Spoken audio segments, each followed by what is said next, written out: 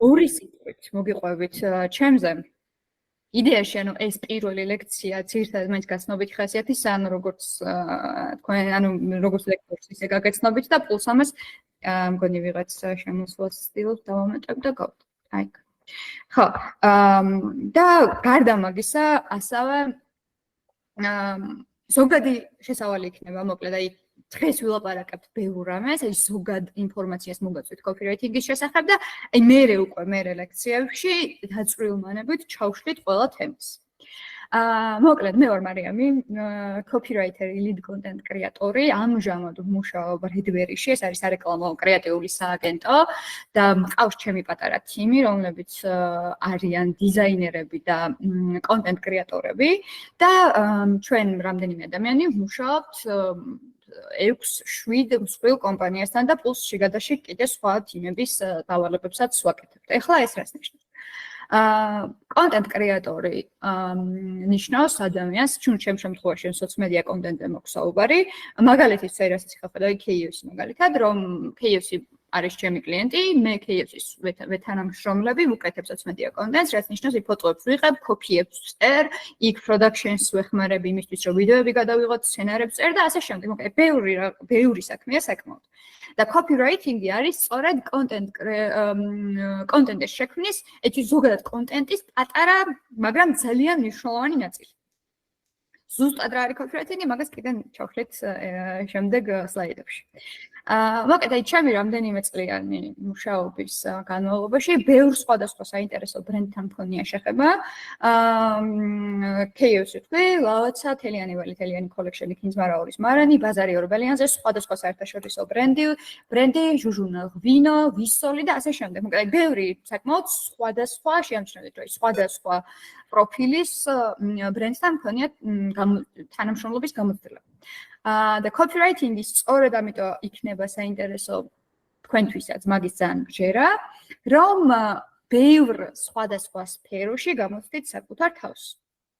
აი თუნდაც TBC და TBC დაწვევა ხო ერაშუაშია KFC-სთან მაგალითად, მაგრამ აი ეგ არის მთელი ჯადოსნურობა ამ პროფესიის, რომ შეგიძლია სხვადასხვა სფეროს წარმომადგენელ ბრენდებთან იმუშაო და ყოველ ჯერზე აბსოლუტურად სხვა ადამიანი იყო და ადამიანს რო ვამბობ, გულისხმობს ამ დროში ბრენდს, ანუ ჩვენ ხშირად ვამბობ ხოლმე, რომ copywriter-ები ვართ რაღაცნაირად ქამელეონები და ყველა ბრენდის ტყავში ვწრებით და ესე რომ შევიმოსებით ამ ბრენდებში, მე უკვე მარიამ ბეროძეც და ვიღაც სხვა copywriter-ი იკარგება, ანუ რჩება უბრალოდ ის ბრენდი, რა ბრენდზეც ვმუშაობთ. მე მგონი სულ ეს იყო იდეაში, არ მინდა რომ რაღაცა ძალიან თავი შეგაწყინოთ. ნელ-ნელა კიდევ უკეთესად გავიცნობთ ერთმანეთს და ასევე ბარემ გირჩევთ, რომ არ მოგერიდოთ თქვი რომ კითხვების დასმის არ მოგერიდოთ თქო, მაგრამ აი ნებისმიერ შემთხვევაში მეც ყოფილვარ სტუდენტი და მე ძალიან მიჭირდა ხოლმე ესე რაღაცების ჩაკვეტება სადღაც აზრის დაფიქსირება და ეგ არ მოგერიდოთ პირიქით, ანუ ძალიან თავისუფლად იყავით და როგორც გითხარით მაქსიმალურად გამოიყენეთ ეს დრო. კარგი. თუ მასტერ-კლასებს დაესწარით, რაღაც ინფორმაციები შეიძლება თქვენთვის ცნობილი იყოს, ახლა რადგან შესავალი გვაქვს. მაგრამ ბევრი ინფორმაცია ასევე ახალი იქნება და იმედი მაქვს, რომ საინტერესოდ ჩაივლის ჩვენი პირველი დღე. კარგი, ესე იგი, როგორი ამბავი ახლა უცებ, რომ აგიხსნათ copywriter-ი და copywriting-ი რა არის. ბევრი განმარტება შეიძლება წაიკითხოთ და შეიძლება ბევრი განმარტება მოვხვდეთ თვალში copywriting-სა და copywriter-ის შესახებ, მაგრამ თავარი არსი ამ ყველაფრის არის, რომ copywriting-ი არის წერილობითი საკომუნიკაციო კონტენტის შექმნის პროცესი და copywriter-ის შესაბამისად არის პროფესიონალი მწერალი, რომელიც წერს ტექსტებს მარკეტინგული მიზნებისთვის. ეს რომ პროფესიონალი მწერალია, ეს დავიმახსოვროთ, იმიტომ რომ მე ქვემოთ უკეთესად ჩავშლით. ანუ ნახეთ, ბოლოში უკვე უკეთესად ვიტყვით მაგალითად მწერალსა და copywriter-ის შორის რა განსხვავება, მაგრამ ამიტომ ქვია copywriter-ს პროფესიონალი მწერალი, რომ ეს არ არის უბრალოდ ადამიანი, რომელსაც წერა კარგად გამოსდის. ხო, ან ბევრ შემთხვევაში, როცა ადამიანებთან ესე კომუნიკაცია მაქვს copywriting-ზე, ბევრი ადამიანი ამბობს, რომ აი ძალიან კარგად ვწერ და მგონია, რომ ჩემგან კარგი copywriter-ი დადგება, რასაც რა თქმა უნდა აქვს საფუძველი. და რაც რა თქმა უნდა ძალიან კარგია რომ კარგად წერთ, მაგრამ კარგი წერა ყოველთვის არ ნიშნავს რომ კარგი copywriter-ი შეიძლება იყო. ჩვენ აქ იმისთვის ვართ და მე ყოველთვის ვეუბნები ადამიანებს, რომ მე ანუ სიტყვაზე არ ვიცი, კალამს ვერ დავაჭერინე ვერავის ხელში და წერას ვერ ვასწავლი, მაგრამ მე გასწავლით ტექნიკებს თუ როგორ გაუმჯობესოთ თქვენი უნარჩვევები და რა დაგჭირდებათ იმას მიგითითებთ, იმისთვის რომ გახდეთ პროფესიონალი წერლები, ანუ copywriter-ები. ანუ მე მგონია რომ ყოველთვის ყველაფერი შესწავლადია, ყოველთვის ყველაფერი მიღწევადია, თუ არ დაგვეზარება შრომა, მუშაობა და copywriter-ს მართლა ძალიან ბევრი შრომა და მუშაობა სჭირდება. ეხლა ბავშვობიდან მართლა არ მიყვარდა ხოლმე განმარტებების საკითხვა და მით უმეტეს აი რაღაც მათემატიკის სახელმძღვანელოში ხო უამრავი განმარტება ეწერა ხოლმე სპეციალური ტერმინების და არ მახსოვს რომ რაღაც აზრი გამომეტანოს მაქედან და სულ მიწევდა ხოლმე სიღრმეებში ჩასვლა რომ აი აბა ეს რას ნიშნავს, აბა ეხლა ეს როგორ გავიგო და ვამარტივებდი ხოლმე რაღაცებს და ეხლა რო გავამარტივოთ კიდევ უფრო უკეთესად აი რას აკეთებს copywriter-ი და რა არის მარკეტინგული მიზნები ხო? მოდი უბრალოდ აი მაგალითებად ჩავშალოთ და მე საბოლოო ჯამში თავი მოვუყაროთ იმ ცოდნას რომ აი თურმე ვინ ყოფილა ეს copywriter. ეხლა თქვენ სლაიდზე უნდა ხედავდეთ წესით პაპირუსის პატარა ნაგლეჯს და რას უყვება მოკლედ ეს რას გვეუბნება. მგონი კიდე გვემეტება დავუმეტოთ იაც და გავხსნათ. ხო. მოკლედ წარმოიდგინეთ რომ 3000 წლის წინ არსებობს ქსოვილების მაღაზია ეგვიპტეში, რა თქმა უნდა, ხა წარმოდგენის დონეზე შეგვიძლია რომ ჩავუღმოვდეთ ამ ამბავს და ბოდიშით დაგვიანებული შემოვედი არა უშავს, თავარია რომ აქ არ შემოგვიერთდი. არგეთ გენაცვალებ მადლობა. ხო, წარმოიდგინეთ რომ რაღაც 3000 წლის წინ არსებობს ქსოვილების მაღაზია და ქსოვილებს ყიდის ჰაპუ და ამ ჰაპუს ყავს თავისი მონა, რომელსაც ქვია შები. და ეს ნუ მონა რა თქმა უნდა იყოს ახლა ხო ეგვიპტეში მონა მაინც და მაინც სახარბიელო მდგომარეობაში ცხადე არ იქნებოდა ხო ან საკმაოდ ბევრი პრობლემა იქნებოდა და მერთხელაც ამ მონამ გადაწყვიტა რომ მოდი გავიქცევი და გაიქცა და ეხლა ეს ჰაპუ ქსოვილების გამყიდველი მაღაზიაში მომუშავე და ფლობელი დადგა დილემის წინაშე რომ რა უნდა ქნას. უნდა დაიბრუნოს ეს მონა, ეხლა სხვა გზა ხო არა აქვს, თვითონ ხო არ გააკეთებს იმ საქმეს, რასაც მონა აკეთებდა, ხო? და გადაწყვიტა რომ მოდი პაპირუს გამოვაკრავ მაღაზიასთან. აი ჩემ წარმოდგენა შეეგრეთ ვიტრაჟებზე რო აკრავენ. განცხადებს აი ეგრე წარმოვიდგინოთ რომ აი მოდი პაპირუს ეხლა მე პაპირუსზე დავწერ რაღაცას და გამოვაკრავ მაღაზიაში. და ანუ ამ პაპირუსზე წერია ესეთი რაღაც. ჰაპუს მაღაზიაში, სადაც საუკეთესო ქსოვილებს შეხვდებით, მიიღებთ მთელ ოქროს მონეტას მონის დაბრუნებისთვის. ნახეთ ხო რამ ხელამბავია რომ მონა დაიკარგა და ვინც ამ მონას იტოვის, მთელ ოქროს მონეტას მიიღებს. მაგრამ მე ვფიქრობ, რომ ეს არის ერთ-ერთი ყველაზე ძველი ნიმუში იმის თუ როგორ უნდა იფიქროს copywriter-მა იმისთვის რომ თავისი ბრენდი წარმოაჩინოს, იმისთვის რომ გაუსვას ხაზი რაღაც უპირატესობებს სხვა ბრენდებთან მიმართებით და ასე შემდეგ. ანუ ეს არის ძალიან კარგი copy-ის ნიმუში. აი თქვენი აზრით და რა თქმა უნდა, სწორი და არასწორი პასუხი ის არ შეგეშიდეთ. აი თქვენი აზრით რატო არის ეს copywriting-ის კარგი ნიმუში და თქვენი აზრით რომელია ის ფრაზა ამ აბზაციდან, რომელიც გვაფიქრებინებს, რომ კარგი copywriter-ით დაწერილია ეს ტექსტი. აი რას ფიქრობთ? ალბათ ის, რომ მონის დაბრუნების სანაცვლოდ სთავაზობს, ანუ შეთავაზების სახით ეუბნება, რომ ოქროს მონეტას მოგცემთ ჩვენ. ალბათ ეგ. ხო, ეგ იცი რა არის, ანუ ნახე, ეგ არის მოცემულობა. რა თქმა უნდა, მაგის გადმოცემა ასევე ძალიან მნიშვნელოვანია, რამდენად სწორად გადმოსცემ, მაგრამ აი აქ ამ აბზაცში სინამდვილეში არის ერთი პატარა წინადადება, რომელიც აბსოლუტურად არ სჭირდება ამ ამბავს, რა ამბავის აქ ხდება. ნახეთ ჰაპუს მაღაზიაში მიიღებთ მთელ ოქროს მონეტას მონის დაბრუნებისთვის. ეს ამბავი არის სრულიად საკმარისი, ხო ასეა? ანუ მაღაზიაში სადაც საუკეთესო ქსოვილებს შეხვდებით, აი ეს ფრაზა რომ ჰაპუს მაღაზიაში საუკეთესო ქსოვილები აბსოლუტურად არაფერს არ აძლევს ამ ამბავს, ხო? ანუ ეს საერთოდ არ არის არაფერ შუაში. და ამიტომა ძალიან კარგი copywriter-ის დაწერილი და copywriter-ი როგორ ჟღერს ეხა ხო 3000 წლის წინანდელ ვიღაც ეგვიპტელზე ლაპარაკობთ, მაგრამ წარმოიდგინეთ, რომ მონა დაიკარგა, მთელი მონეტა უნდა მისცე დამბრუნებელს და ეს ხო რაღაც გრანდიოზული ამბავი, ანუ ბევრი ადამიანი ხო წაიკითხავდა, ბევრი ადამიანს ხო მოუნდებოდა, რომ მთელი ოქროს მონეტა მიიღო და აიპოვა ის მონა და დაებრუნებინა, მაგრამ ზოგი უბრალოდ გაივლიდა და წაიკითხავდა და იტყოდა, რომ რავი რა, მეზარება, ან რატომ უნდა დავეხმარ, ანუ არ ჭირდება ეგ ოქროს მონეტა, მაგრამ სამაგიეროდ რას წაიკითხავდა იმას, რომ ეს მაღაზია, სადაც საუკეთესო ქსოვილებს შეხვდებით. მიგვით ამ სად ჩააგდო ის მარცვალი და რითი გაუსვა ხაზი იმას, რომ ეს ამბავი და ეს მონის დაკარგვა მოხდა იმ მაღაზიაში, რომელიც იმ სოფლიოში საუკეთესო ქსოვილებით ასავს.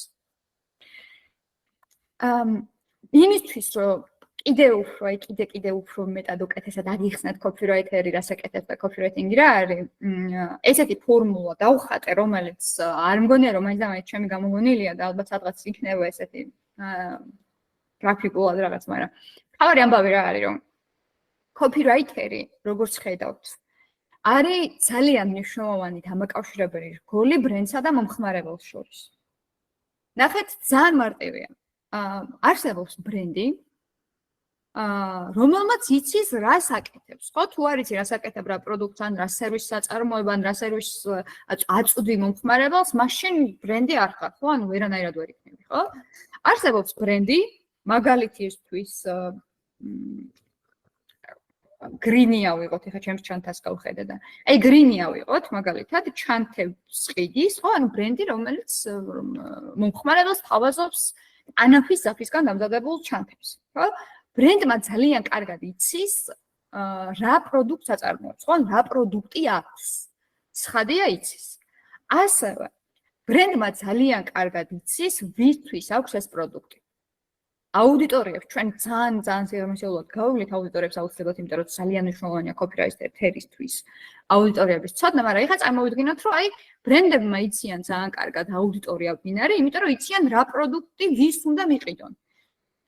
ცალსახად ან იგივე ავიღოთ გრინს დავანებოსავი, ავიღოთ თელიანი ველი და ჟუჟუნა ღვინო. ორივე შემთხვევაში პროდუქტი არის ღვინო. მე რა რომ ის ცქრიალა ღვინო არის, მე რა რომ აქ რაღაც შეიძლება ქვევრის ღვინო გქონდეს, ხო?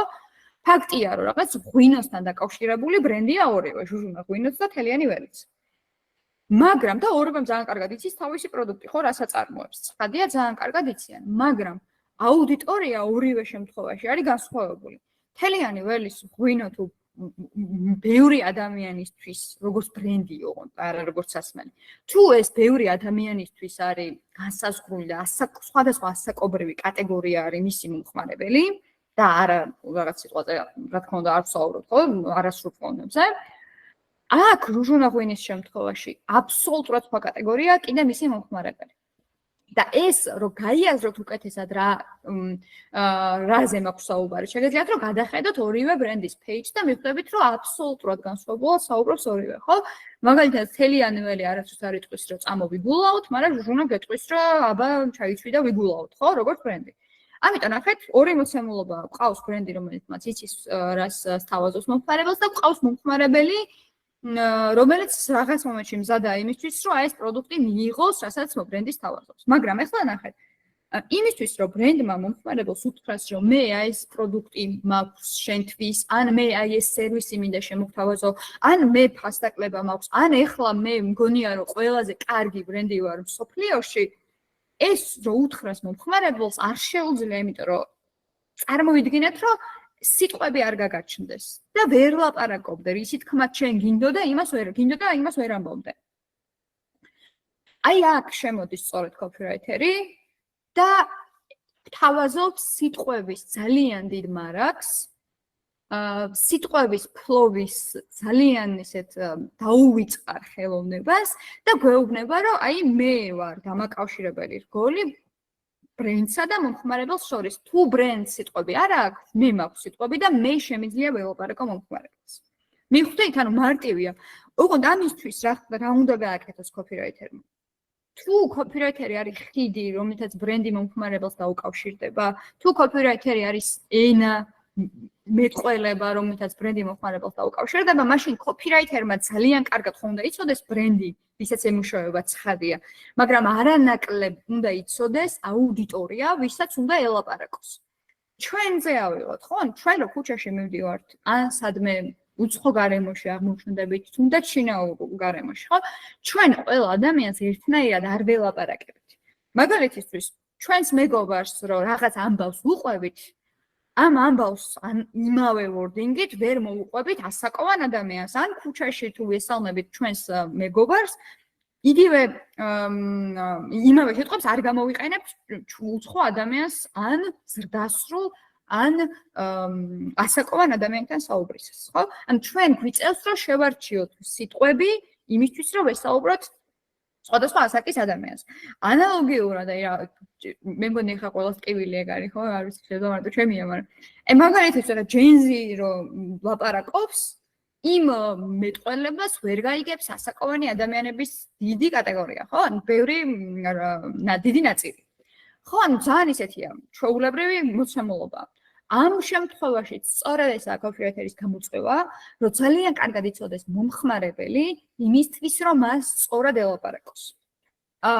ჟუჟუნარს ღვინის აუდიტორიას და თელიანი ველის აუდიტორიას ერთნაირად იმიტომ ვერ დაველაპარაკებით, რომ ეს აუდიტორია არსობრივად ისედაც განსხვავებული ერთმანეთისგან. მაგალითად, თელიანი ველის აუდიტორია არ არის აუდიტორია, რომელიც ყოველ პარასკევს გასართობად დადის კლუბში. და ამ ჟუჟუნა ღვინის აუდიტორია არის ეგ აუდიტორია, ხო? ანუ არიან ეგ ადამიანები, რომლებიც დადიან კლუბში გასართობად. და ნუ როცა ვაპარაკობ, ხო, ბატონო, შეიძლება რომ ჩაგეკითხო. რა თქმა უნდა, კი. აი, მაგალითად, აუდიტორიის განსაზღვრა როგორ ხდება? ანუ როგორ უნდა მივხვდეთ, თვითონ დამკვეთი გვაწვდის რაიმე ინფორმაცია ამ შემთხვევაში თუ ჩვენით უნდა მოვიძიოთ და გავარკვიოთ? ხო, ეხლა ნახეთ, მან ორი შემთხვევაა ხოლმე. მოდი მაგასაც გეტყვით, ბარემ, რადგან ნუ მაგას გაველით, მაგრამ ბარემ აქვე გეტყვით. დავამთავრებ ამას და ეგრევე გადავიდეთ მაგ თემაზე. ხო, ანუ იდეაში რომ თქვით, რომ კოპირაითერი კარგად უნდა იცნობდეს აუდიტორიას, აქ აუდიტორიის ასაკიც იგულისხმება, ღირებულებებიც იგულისხმება, სურვილებიც, რომელიც მე უნდა დაუკმაყოფილოს ამ ბრენდმა, ხო, ყველაფერი იგულისხმება აბსოლუტურად და იმისთვის, რომ კოპირაითერი მომხმარებელს სწორად ესაუბროს, არჩევს tone of voice, რომელსაც ასევე უფრო დაწყილებით ჩვენ აუცილებლად გავავლით და მაგალითებით განვამტკიცებთ მე ამ ჩვენს მოსაზრებებს და ეს tone of voice არის უკვე მეტყველების მანერა, რომელსაც ესაუბრება მომხმარებელს კოპირაითერი. ხო, აი რა სიტყვებს არჩევს, თქვენობით ესაუბრება თუ შენობით ესაუბრება, ზედმეტად შინაურულია თუ უბრალოდ თავდაჭერილია, თავაზიანია, იქნებ ეხუმრება და მთელი მისი კომუნიკაცია ბრენდის ხუმრობებზე აგებული. ხო, ეს ყველაფერი გამომდინარეობს აუდიტორიებიდან, ანუ მომხმარებლისგან. ეხლა რაც შეეხება თქვენს კითხვას. ყოველთვის როცა ამ სფეროში ანუ ამ სფეროში მუშაობთ, ორი შემთხვევა გაქვთ, როცა თქვენთან მოდის მომხმარებელი. პირველ შემთხვევაში აი ესე წარმოვიდგინოთ, რომ მოდის ბრენდი, მაგალითად ვსაუბრობთ KFC მოდის თქვენთან და გეუბნებათ, რომ აი მე მინდა რომ ჩემი სოციმედია გადმოიბაროთ, კოპირაითინგი გამიწეროთ სტრატეგიულად და ასე შემდეგ. ამ შემთხვევაში ნახეთ, KFC-ის აუდიტორია არის აბსოლუტურად განსაზღვრული, ანუ KFC ბრენდი, როგორც ბრენდმა, ანუ თვითონ ისაც განსაზღვრა ეს აუდიტორია, ხო? ანუ ჩვენამდე მოდის მზა აუდიტორიის აღწერილობა, მაგალითისთვის ვიცით, რომ არ უნდა ვესაუბროთ სიტყვაზე ვიძახით ბავშვებს, იმიტომ რომ არ არის KFC-ის მომხმარებელი, არ არიან KFC-ის მომხმარებელი ბავშვები და უნდა ვესაუბროთ მაგალითისთვის სტუდენტებს, ზრდასრულებს, ადამიანებს, რომლებიც მუშაობენ, აქვთ ლანჩი და ასე შემდეგ. აი დაწვრილმანებული არის უკვე ეს აუდიტორიების ამბავი აქ. ამ შემთხვევაში და გვაწვევენ. არის ისეთი შემთხვევაც, როცა მაგალითისთვის ბრენდი მოდის და გვეუბნება, რომ აი მე არ მქონია აქამდე კომუნიკაცია, მე არ მყავს აუდიტორია მაგალითისთვის განსაზღვრული და მოძიებული, ვისაც უნდა ველაპარაკო და მოდი უნდა დამეხმაროთ. ამ შემთხვევაში ჩვენ ვაკეთებთ იმას, რომ სტრატეგებთან ერთად ვსხდებით და ვატარებთ ვორქშოპებს, სადაც გამოიკვეთება ხოლმე ეს აუდიტორიები, მაგალითად სავარჯიშოებს ვაძლევთ ხოლმე ბრენდებს და ამ სავარჯიშოებიდან გამომდინარე მე ბრენდები ჯერ უკეთესად იცნობენ თავიანთ პროდუქტს და მერე უკეთესად გვაცნობენ ჩვენს და მერე უკვე მაგალითისთვის თუ საფრთხე აქვს ქსელი არის და ვორქშოპს უტარებთ, უკვე აი თვითონ პროდუქტის ფასებიდან გამომდინარე შეგვიძლია რომ დავასკვნათ და გამოვყოთ ის აუდიტორია, რა აუდიტორიაზე შეიძლება რომ ესენი წავიდნენ, ხო? ანუ რაღაც user persona-ებს გამოვყოთ და ამაზე ჩვენ აუცილებლად კიდევ ვერ ვსულობ, მაგრამ მოკლედ ამ შემთხვევაში უკვე პროდუქტიდან და თვითონ ბრენდიდან გამომდინარე ვარკვევთ აუდიტორიას, ვის უნდა ელაპარაკოს. მაგრამ ყოველთვის, აი მე მაგალითისთვის, ანუ ყოველთვის მაგას როცა ფრილანსია საუბარი და არა როცა რაღაც სხვებთან ერთად, სტრატეგიებთან ერთად ხარ ჩართული ამ ბავში, როცა ფრილანსია საუბარი, მაგ შემთხვევაში, რა თქმა უნდა, ანუ ბევრად ჯობს, რომ ბრენდმა თვითონ იცოდეს ვინ არის მისი აუდიტორია, მაგრამ თუ არის ის, არც ეს არ არის პრობლემა, ანუ კვლევის ჩატარება შეგვიძლია, დასერჩვა შეგვიძლია ინფორმაციების, პროდუქტის გადააზრება შეგვიძლია, დალაპარაკება შეგვიძლია კლიენტთან და შეგვიძლია რომ უკეთესად, აი დაინტერეს შეუძლებელია პროდუქტს აწარმოებდა და ბრენდმა არ იცოდე ვისთვის აწარმოებს. ხო, ანუ მოსაზრების დონეზე თუ არა ბრენდ ვუქითხო, მოსაზრების დონეზე ეს მაინც წარმოდგენილი გაქვს. ამიტომ ვეხმარებით ამის გამოკვეთაში და ვეუბნებით, რომ აი თუ სიტყვაზე ჩვენი აუდიტორია არის ამა და ამა საკის კატეგორიაში, თუ ჩვენი აუდიტორია არის ესა და ეს ადამიანები, მაშინ მოდი ესე ველაპარაკოთ. ეს არის tone of voice-ის შერჩევა უკვე, რომელსაც ასევე გავავლით. გამომწურავად გიპასუხე, თუ რამე დაგაკლდა და დავამატო? არა, გასაგებია ყველაფერი, მადლობა დიდი. ოკეი, კი ბატონო, მშვენიერი, კიდე მიუბრუნდებით ამ ამბავს, ესაა მხოლოდ შესავალი, როგორც გითხარით. ეხლა ნახეთ.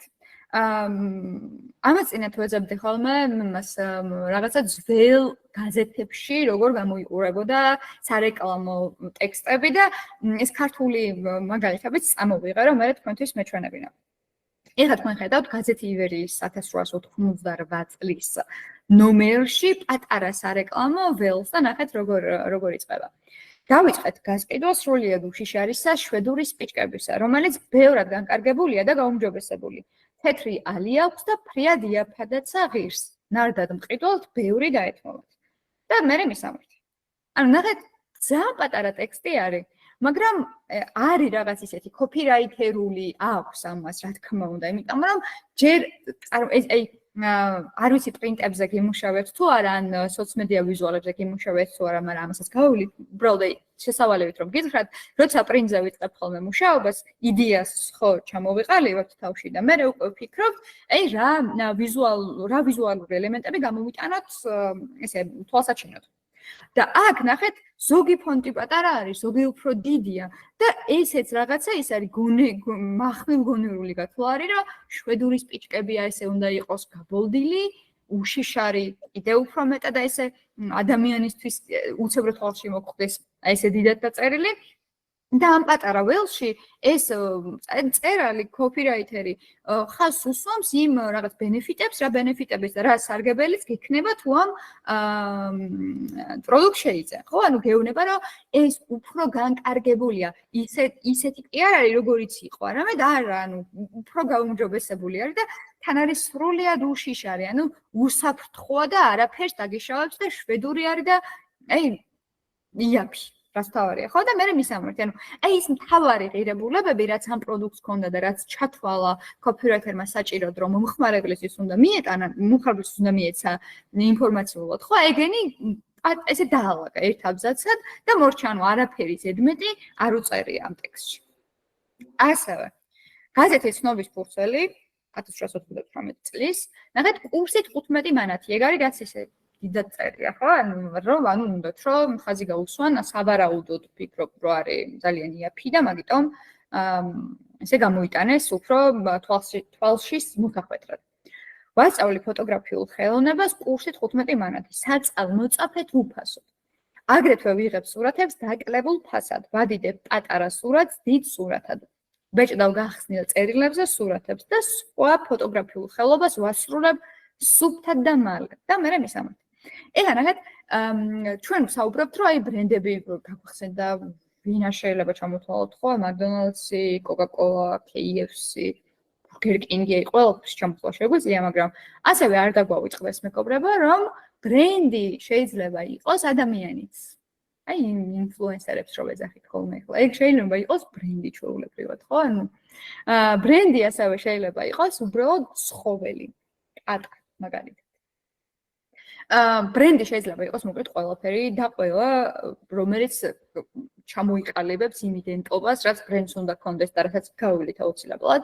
და ამ შემთხვევაში ნახეთ, თავის რეკლამას აკეთებს ეს ფოტოგრაფი და ყველა რას შვება, ხო, ანუ ნიშნულოვანი რაც არის მომხმარებლისთვის, ის რომ 15 მანათიერის კურსი, ის რომ ფასდაკლებას უკეთებს და სიტყვაზე საწყალმოწაფედ უფასოდ აძლევს ამ კურსს, აი ყველაფერი რაც ჩათვალა საჭიროდ რომ მიმზიდველი იქნებოდა მომხმარებლისთვის, გამოიტანა ინფორმაციულ აი ამ ველში, ხო? ანუ ესეც copywriting-ი, ანუ copywriter-ები ვაკეთებთ სწორედ მაგას. რა ჩვენ პოულობთ, რა აქვს ჩვენს ბრენდს, ჩვენს პროდუქტს ისეთი, რაც კონკრეტულ შემთხვევაში მომხმარებელს საჭიროებას დაუკმაყოფილებს და მე ამაზე გვაქვს ხოლმე კომუნიკაცია. ასევე 40-იანი წლების ქემელის რეკლამაა და ნახეთ რა წერია რა მექიმების უმეტესობა ეწევა ქემელს და არა სხვა სიგარეტს. თქვენი აზრით ეხლა ამის შინაარსი რა არის? ანუ რატო ჩათვალეს საჭიროდ რომ ეს უნდა დაეწერათ? ანუ რას ნიშნავს რომ ექიმების უმეტესობა ქემელს ეწევა და არა სხვა სიგარეტს? ეს რისი თქმა უნდა ამით? ანუ იმის ხაზგასმაა რომ იმდენად მავნე არ არის როგორც სხვა სიგარეტი. ამიტომ ექიმიც ეწევა, რომელსაც აქვს განათლება მაგ სფეროში. კი, ზუსტად, ანუ ნახეთ, ძალიან ის არ არის, ხო შეიძლება რომ დაეწერათ, რომ მაგალითად, აი, გრძელი ღერებია უფრო, ან შეიცავს ნაკლებ ნიკოტინს, მაგალითისთვის, აი, ხო, ეგ ჩვეულებრივი ამბავია რა, ანუ რაც მართლა ბენეფიტია მაგას დაწერება, გამოიტანდა, ხო? მაგრამ არა, ანუ מחვილ გონივრულად შეხედამ ყველაფერს და თქვა, რომ აი, მეტი ექიმი ეწევა ქემელს და მე ხალხი ფიქრობს, რომ ვახ, ანუ ექიმები თუ ეწევიან ქემელს, ანუ რავი, არ არის ეგეთი საშიში, ხო, როგორც სხვები, იმიტომ რომ ექიმაც ესეც უნდა იცოდეს, რომ ვაიმე მოწევა არ შეიძლება. და ეს არის copywriting-ის ძალიან კარგი მიმართულება, სადაც სათქმელს პირდაპირ კი არ ამბობ, არამედ ამბობ კრეატიულად, ამბობ რაღაცა გონივრულად, ხარტად და ეგრე აწვდი მომხმარებელს და მომხმარებელს ერთობა. ეხლა რა თქმა უნდა, არავის ჯერა რომ ქემელს ეწევა ექიმების უმეტესობა, მაგრამ ეს რეკლამა დაამახსოვრდებათ. იმიტომ რომ არის ესეთი თვალში რომ მოგხვდება და გაგეღიმება, ხო? ანუ დაგამახსოვრდება აუცილებლად და ეს ბევრს ნიშნავს, იმიტომ რომ ამაზეც ბევრს ვლაპარაკავთ, მაგრამ აი ბრენდი არ არის მხოლოდ ის, რომ რაღაცები გავყიდოთ. დარწმუნებული, ბევრჯერ მქონია აქ შემთხვევა და დარწმუნებული ვარ, რომ თქვენს ძალიან ბევრი რიგ ექნებათ, რომ აი მაგალითად დაიწყეთ კომუნიკაცია და მოვსებთ თქვენი დამკვეთი გიბრუნდებათ და გეუბნებათ, რომ რავი, კი, კაი პოსტებია, მაგრამ ამისგან ეხა რა უნდა იყიდონ, ან არ იყიდება ეს პროდუქტი, ან რაღაც 3 პოსტში და 100 პოსტში შეიძლება პროდუქტი არ იყიდება, მაგრამ copywriter-ები არ ვართ ადამიანები, რომლებიც მაინც პროდუქტებს ყიდიან. copywriter-ები გარდა იმისა, რომ ყიდით რაღაცებს, ასევე ვაშენებთ ბრენდის იდენტობას, რაც არანაკლებ მნიშვნელოვანია. შეიძლება უფრო მეტადაც მნიშვნელოვანია, ვიდრე პროდუქტის გაყიდვა. ნუ ამაზე მე კიდევ ვილაპარაკებ. როგორი უნდა იყოს copy? copy პირველ რიგში როცა ვწერთ უნდა იყოს საინტერესო, იმიტომ რომ ჩვენ ძალიან კარგად ვიცით, რა პერიოდში ცხოვრობთ, რა ეპოქაში ცხოვრობთ, როცა მუდმივად რაღაცას სკროლავს და ხელში მობილური მუდმივად გვიჭირავს და სულ ინფორმაციის მიღების პროცესში ვართ და თუ საინტერესო არ არის თქვენი copy, სიტყვაზე თუ საინტერესოდ მაინც არ იწყება, მაშინ რთულია რომ ადამიანს წააკითხო, იმიტომ რომ აი ისედაც ძვირფასია ჩვენი დრო უკვე და მე კიდე ამ დროის დახარჯვა რაღაცა სისულელეში, რომელიც არ არის საინტერესო, ხო? არ მოგვინდება. ყველანი ეგრე მოვიცეთ. ხო, ამიტომ უნდა ვეცადოთ, რომ აუცილებლად საინტერესო იყოს და ინფორმაციული, იმიტომ რომ მე რო გავჩერდი და ჩემი ძვირფასი დრო დავხარჯე იმისთვის, რომ ეს copy წამეკითხა, მაშინ ამ copy მე რაღაცა უნდა მომცეს ინფორმაცია, ანუ ტყუილად ვერ უნდა წავიკითხო. რაღაცა უნდა დამიტოვოს და ეგ მნიშვნელოვანია. ასევე უნდა იყოს ლაკონიური. ჩვენ სულ ვიძახით ხოლმე ეხლაც დავალებების წერას რომ დაიწყებთ, აი სულ ეგ კომენტარი გვექნება, რომ წერეთ მოკლედ და ერთხელ რომ დაწერთ copy-ს, მერე გადახედეთ, რომ აბა ამ წინადადებაში ეხლა რასაც ვკითხულობ, ხო არ არის რამე ისეთი სიტყვა, რომელიც, რავი, არ უნდა ეწეროს, იმიტომ რომ არც ცulis არაფერს და არც არაფერს მატებს ამ copy-ს, ხო? ანუ ეგ გააკონტროლეთ ხოლმე, იმიტომ რომ ადამიანებს არ უყვართ ბევრი წაკითხვა. თუ ჩვენ storytelling-ზე არ ვსაუბრობთ, სადაც შეგიძლია რომ ცოტა უფრო მეტად გაშალო ფრთები, ადამიანები არ კითხულობენ ფაქტობრივად არაფერს. ნუ ხო, ანუ ეგეთი ის არსებობს მოსაზრება და ბრიტანელმა მეცნიერებმა დაასკვნეს, რომ ადამიანები კი არ კითხულობენ, არამედ ასკანერებენ ტექსტებს, რაც იმას ნიშნავს, რომ ისე უცებ თვალს გადაავლობენ და ინფორმაციას ეგრე ამოიღებენ. ამიტომ ეცადეთ, რომ იყოს ძალიან მოკლე, მაგრამ ინფორმაციული, მაგრამ მისცეს მომხმარებელს ის რისი მიცემაც მისთვის გვინდა, უთხრას სათქმე. ხო, ამიტომ აი აქ არის ერთი გამოწვევა ის, რომ copywriting-ი არც ესეთი მარტივია ხოლმე, როგორი წარმოდგენა შეიძლება ადამიანებს ჰქონდეთ, იმიტომ რომ რატომღაც აი შეიძლება არის ეგ დამოკიდებულება არსებობს და შეიძლება გაიგონიათ კიდეც, რომ აი რავი წერას რა უნდა. როგორ არ უნდა, ძალიანაც უნდა და copywriting-ი აი ბევრი გამოწვევებისგან შედგება და ყველა მიმართულებას ამ copywriting-ის თავისი სირთულეები აქვს და აი მაგის გასავლელად და მაგათ დასალაგებლად ვართ ახლა ჩვენ აქ. მე მაგათ ბოდიში კიდევ ერთხელ წეგან რაც თქვი, რომ აი ზედმეტად რაღაც აგდებული დამოკიდებულებაც აქვს, რომ აი მაგას რა უნდა, ან copywriter-ი, რაღაც copywriting-ი გონიათ უმარტივესი საქმე და ამ დროს რასაც ჩემი გამოცდილებით, რასაც დავაკვირდი, ზოგადად კრეატიული აზროვნება არის, რა ვიცი, ალბათ ყველაზე რთული რაღაც, რაც ესე უბრალოდ არ თქმა, ხო? ეგ ან რაღაცა თანდაყოლისავით არის, ან ძალიან ბევრი შრომის შემდეგ მოდის და სულ ბრაზდები ხოლმე ეგეთი დამოკიდებულება, რომ მესმის, რომ ადამიანები ამბობენ, რომ რა უნდა მაგას არაფერი არ უნდა და ამ დროს იმდენი შრომა და იმდენი ჯაფა სჭირდება, რომ რა ვიცი. კი, ზუსტად მესმის, რასაც ამბობთ, იმიტომ რომ აი რეკლამშიკობას რა უნდა. ანუ ეგ დამოკიდებულება არის, რომ აი რეკლამის კეთებას რა უნდა და აი ოფისში რომ მიდიხარ და მე სახლში რომ მოდიხარ და თავი რო გასწიებული გაქვს უბრალოდ იმიტომ რომ 7 ბრეინსტორმინგი ქონდა დღეს, ანუ ეს არაფერი როგორ არ არის, ანუ ძალიან და მithumetes კარგი რეკლამის გაკეთება ძალიან რთული, ანუ არ არის ეგეთი მარტივი და კიდევ უფრო მეტად დაურწმუნდებით ახლა ამ ლექციების განმავლობაში, მაგრამ ხო, ანუ ეგ დამოკიდებულება არსებობს და მე მგონი არა უშავს, ანუ რა ოდნავ შეხება თუ გექნება პროფესიული თვალსაზრისით ამ სფეროსთან, ვხვდები, რომ ეგეთ მარტივიც არ არის, როგორიც შეიძლება შორიდან ჩანდეს. ადამიანები რომ რაღაცას კარგად აკეთებენ, ზოგადად არის ხოლმე ეგ დამოკიდებულება, რომ აუ მაგას რა უნდა, არა აქვს მნიშვნელობა, რა copywriting იქნება თუ რაღაცა სფერო იქნება, რა ნებისმიერი, ანუ რაღაცა შრომას და გარჯოს ვეღარ ხედავენ ხოლმე, რაც მაგის უკან დგას. კარგი. გასაგები და ეფექტური რომ უნდა იყოს, ესეც გასაგებზე მართლა მეცინება ხოლმე სულ და სულ ამას ვიძახი, რომ აი გასაგები რომ წერია ამ ყველაფერში ძალიან სასაცილოა, მეთქი, იმიტომ რომ აი რა თქმა უნდა ყველაფერი გასაგები უნდა იყოს, რასაც ვიღაც ისიც წერთ ხო, მაგრამ copy განსაკუთრებით. აი copy თუ ჩახუჭუჭებულია, თუ copy ისი არის ჩახლართული ამ ქვეთთან წყობილ წინადადებებში, რომ იკარგება აზრი, ესეთმაც გვინდა და ეს არის ხოლმე პრობლემა ხშირ შემთხვევაში, მაშინ ჩათვალეთ, რომ წყალში არის ჩაყრილი ეს შრომა და ენერგია, რასაც ვდებთ ხოლმე ამ ერთი პატარა copy-ს წერაშიც. და ეფექტური, იმიტომ რომ მან უნდა შეასრულოს ის, რა მიზანიც მას ჰქონდა, სიტყვაზე გაყიდოს პროდუქტი, გააგებინოს ადამიანებს, რომ გვაქვს ფასდაკლება და ასე შემდეგ. ყველაფერი რისი თქმაც ჩვენ ამ მომხმარებლებისთვის გვინდათ. ასევე მინდა მოგიყვეთ ასევე ისტორია, რომელიც შეიძლება გახსოვთ მასტერკლასიდან, მაგრამ შეიძლება არც გახსოვთ, ან თქვენთვის ვინც მასტერკლასი არ ყოფილიყართ, იქნება ახალი, მაგრამ მგონია, რომ ამ ისტორიის გარეშე ეს კურსი არ უნდა დავიწყო არასდროს, ისე მიყვარს და ისე მომწონს და თან ვფიქრობ, რომ ყველაზე კარგად სწორედ აქ შეიძლება გაიგოთ რა არის copywriter-ის მოვალეობა და copywriting-ი რა შვება და რა ძალა აქვს copywriting ზოგადად და რამხელა როლი აქვს სინამდვილეში copywriter-ს. მოკლედ, და სხვადასხვაის გირჩევთ, რომ DDB-ს Instagram-ს თვალი ადევნოთ და კაი კომპანია მოკლედ დღემდე. მოკლედ, წარმოვიდგინოთ, რომ სამი მეგობარი ნიუ-იორკში არსებს კრეატიულ სააგენტოს. და ეს სამი მეგობარი არ არის არანაირად ის სამი ადამიანი, რომელიც ეკუთვნის ამ რაღაც პრესტიჟულ ან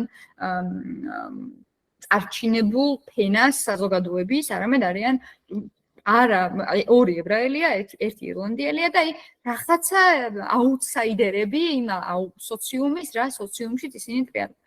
და რა თქმა უნდა, სააგენტოს დაარსება ძალიან რთული ხო არის დღეს, მაგრამ განსაკუთრებით წარმოვიდგინეთ, რომ სააგენტოს დაარსებისთანავე გჭირდება რომ მოიზიდო კლიენტები, კლიენტებს თავის მხრივ სჭირდებათ რომ მივიდნენ იმ სააგენტოებში, რომლებსაც კარგი რაღაცები უკეთებიათ. მოკლედ, საკმაოდ რთული ამბის წინაშე არიან, დგას 1959 წელი და 10 წლის შემდეგ, 59 წელს, ანუ 60-იანი წლების დასაწყისში, DDB დაიწყო ბრძოლა Volkswagen-ის აკაუნტისთვის. Volkswagen-ის აკაუნტისთვის ბრძოლა დაიწყო ნიშნავს იმას, რომ სააგენტომ გადაწყვიტა, რომ ხელში ჩაეგდო Volkswagen-ი როგორც კლიენტი. და ეს არ არის პატარა გამოწვევა, იმიტომ რომ თქვით, რომ ეს არის ესეთი სააგენტო აუთსაიდერების მიერ შექმნილი და არ არის მარტივი, რომ მოიპოვო ეს აკაუნტი ამხელა Volkswagen-ის, ხო? ოღონდ მთავარი ამბავი ახლა რა არის? ნახეთ, დავივიწყოთ ახლა ყველაფერი, ჩავთვალოთ, რომ არის 1959 წელი და არსებობს სააგენტო DDB და არსებობს ცალკე Volkswagen. Volkswagen-ი ვიცით, რომ არის ნაცისტურ გერმანიაში წარმოებული და დაფუძნებული და ჩამოყალიბებული მანქანების ბრენდი, ანუ ავტო წარმოებელი ქარხანა. და დგას 59 წელი. დასავლეთ გერმანია, ანუ შევთავაზოთ, რომ მეორე მსოფლიო ომი დასრულდა ახლახანს, ახლა დასავლეთ გერმანია არის ფაქტობრივად განადგურებული, იმიტომ რომ ეკონომიკა სულ ხაფავს და დასავლეთ გერმანიისთვის არის ძალიან დიდი სასიცოცხლო მნიშვნელობის მქონე ის ამბავი, რომ მისი მანქანები გაიყიდოს ამერიკულ ბაზარზე. ოღონდ არ დაგავიწყდეთ, რომ ეს მანქანები არის როგორც პროდუქტი ძალიან უცნო, ძალიან ხმაურიანი, ძალიან პატარა. ანუ ეს მთელი ბუკეტი დგას ამის უკან. ანუ არაფერი კარგი ამის უკან არ დგას, ხო? ანუ ბრენდია ნაცისტურ გერმანიაში წარმოებული. ამერიკაში ამავდროულად ახსოვთ მეორე მსოფლიო ომი ცხადია, დაძაბულობა არის ამ თვალსაზრისით, მაგრამ ამერიკაში არის 50-იანი წლების მიწურული და 60-იანების დასაწყისი და 50-იანი წლები ალბათ ერთ-ერთი ყველაზე საკულტო და მნიშვნელოვანი ეპოქა არის ამერიკის კულტურაში, იმიტომ რომ ამ დროს ყველაფერი არის გაფურჩქნული უკვე. ამ დროს სერიალები გადის, ლუსი არ ვიცი გაგიგეთ თუ არა, მაგრამ ერთ-ერთი ყველაზე საყვარელი სერიალი იყო ამერიკელების. ტელევიზორები აქვთ უკვე სახლში. ამერიკაში დგას მართლა იმის ყველაფერი დიდის ხანა, იმიტომ რომ ოღონდ არა რაღაც ანუ ფიზიკურად არ ვსაუბრობ ამ ყველაფერზე. ვსაუბრობ აი ქვეცნობიერად, ემოციურად, აი ჯერად, იმდენად აყვავებულია ყველაფერი, მერლინ მონრო ყავს, ელვის პრესლი ყავს, მაკდონალდსი, იმდენად ყავს უკვე კულტურა გარშემო, რომ მიისწრაფი ყველაფერი დიდისკენ, რომ აი ამერიკა არის სწორედ ის ქვეყანა, სადაც უნდა ვცხოვრობდე, როგორც რიგითი ამერიკელი. ამერიკა არის ქვეყანა, რომელსაც ძალიან დიდი მომავალი აქვს ამ საკვებ ინდუსტრიაში, ძალიან დიდი მომავალი აქვს მოდაში, ძალიან დიდი მომავალი აქვს კინოინდუსტრიაში, აი ყველაფერი დიდი და დიდი სახლები, დიდი მანქანები, აბსოლუტურად ყველაფერი ემოციურ და ფსიქოლოგიურ დონეზე მიდის, რომ აი ეს დიდი და გრანდიოზული, დიდრული და კატრი. ხო, ანუ ეს დგას ამერიკაში. აი ეს პერიოდი დგას ამერიკაში და უნდა ეხა აქეთ გერმანიას, დასავლეთ გერმანიას, რომ მანქანები, რომლებიც არის ძალიან უშნო, გაყიდოს აქ, სადაც იფურჩქნება ყვავის ყველაფერი. და რა თქმა უნდა, არის საშინელი გამოწვევა ეს ყველაფერი. ხო, ანუ ბრენდისთვის, კერდა სააგენტოსთვის ეს არ არის მარტივი ამბავი. და მე არ ვიცი ცხადია ახლა ეს ყველაფერი ეგრე ზუსტად როგორ მოხდა.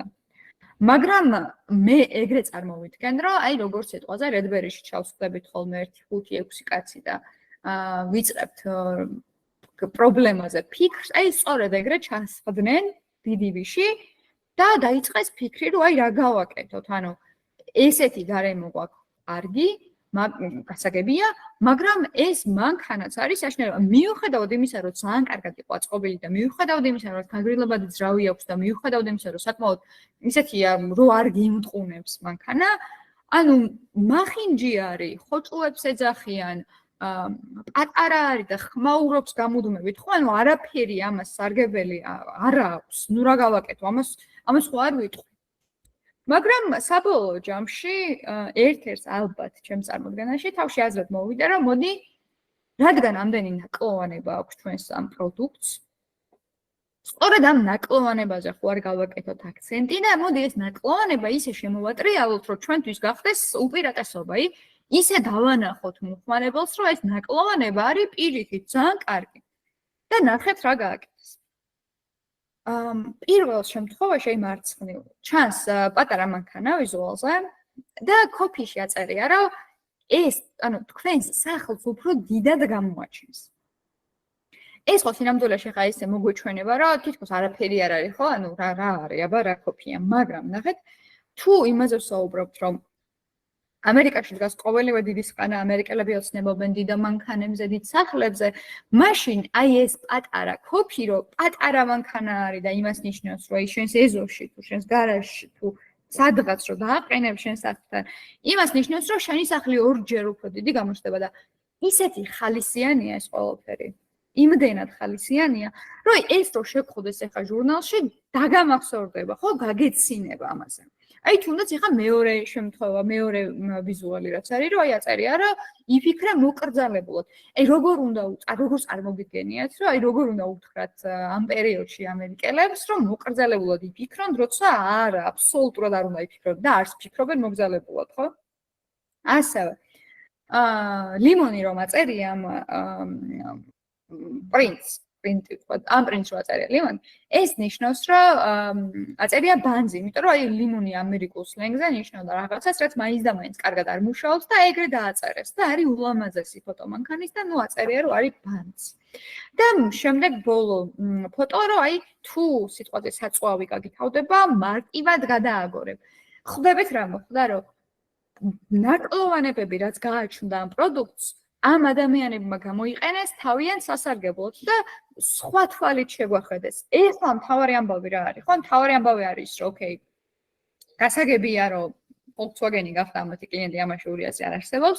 გასაგებია, რომ იხეირა ძალიან კარგად ამ მანქანათ მშენებელმა ბრენდმა და დიდიბიმაც თავის მხრივ, მაგრამ მეორე ამბავი არის, რომ რამხელა გადატრიალება მოახდინა ამ ყველაფერმა სარეკლამო ინდუსტრიაში ზოგადად.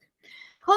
ანუ ჩვენთვისაც კი დღემდე ეს არის რაღაცა საოცარი ამბავი, საოცარი თავგადასავალი, იმიტომ რომ აქამდე ასეთი ტიპის რეკლამებს არ ცნობდნენ, ხო, ადამიანები, ანუ რატო არ შეიძლება აქ პირდაპირ დაეწერათ, რომ მაგალითად აქვს ჰაერზე გაგრილებადი ძრავი ან არის ძალიან მტკიცე დაწყობილი, ხო? თავისუფლად შეიძლება ამაზე კომუნიკაცია, რატომაც არ, ანუ მართალი იყო იქნებოდნენ, ანუ ყველა თვალსაზრისით, ხო? მაგრამ ამ შემთხვევაში ამ სააგენტომ დაგვანახა, რომ შესაძლებელია იუმორი, გულყრფელობა და სიმართლე გახდეს შენთვის იარაღი და ეს არის ფაქტობრივად, ანუ ეს ამოტრიალება აქამდე არსებული დამოკიდებულების და აქამდე არსებული რეალობის ამ რეკლამასთან დაკავშირებით და აი დღემდე ესე საკულტოდ თუ არ როგორ თქვა, ერთ-ერთი ყველაზე გამორჩეული და მნიშვნელოვანი ისტორია არის ამ კოპირაიტინგის მიმართულებით. ასევე რას აკეთებენ კოპირაიტერები? როგორც თქვით, კოპირაიტერი მხოლოდ პროდუქტს არ ყიდის. კოპირაიტერის საქმე არ არის. აქამდე შემდეგ ლექციებში კიდევ უფრო მეტად ჩვენ ამას შევღრმავდებით, მაგრამ აი უბრალოდ რომ გითხრათ, აქამდე მართლა მიჩნეული იყო, რომ აი კოპირაიტერი ყიდის პროდუქტს და კონტენტ რაიტერი, კონტენტის მწერალი უფრო მეტად აცნობს პროდუქტს ადამიანებს, რაც რეალურად ეგრე მაინც და მაინც არ არის, კი არა და ფაქტობრივად ეს მიჯნა არ არსებობს და არ უნდა ვუყურებდეთ ასე ამ ამბავს ასე კატეგორიულად.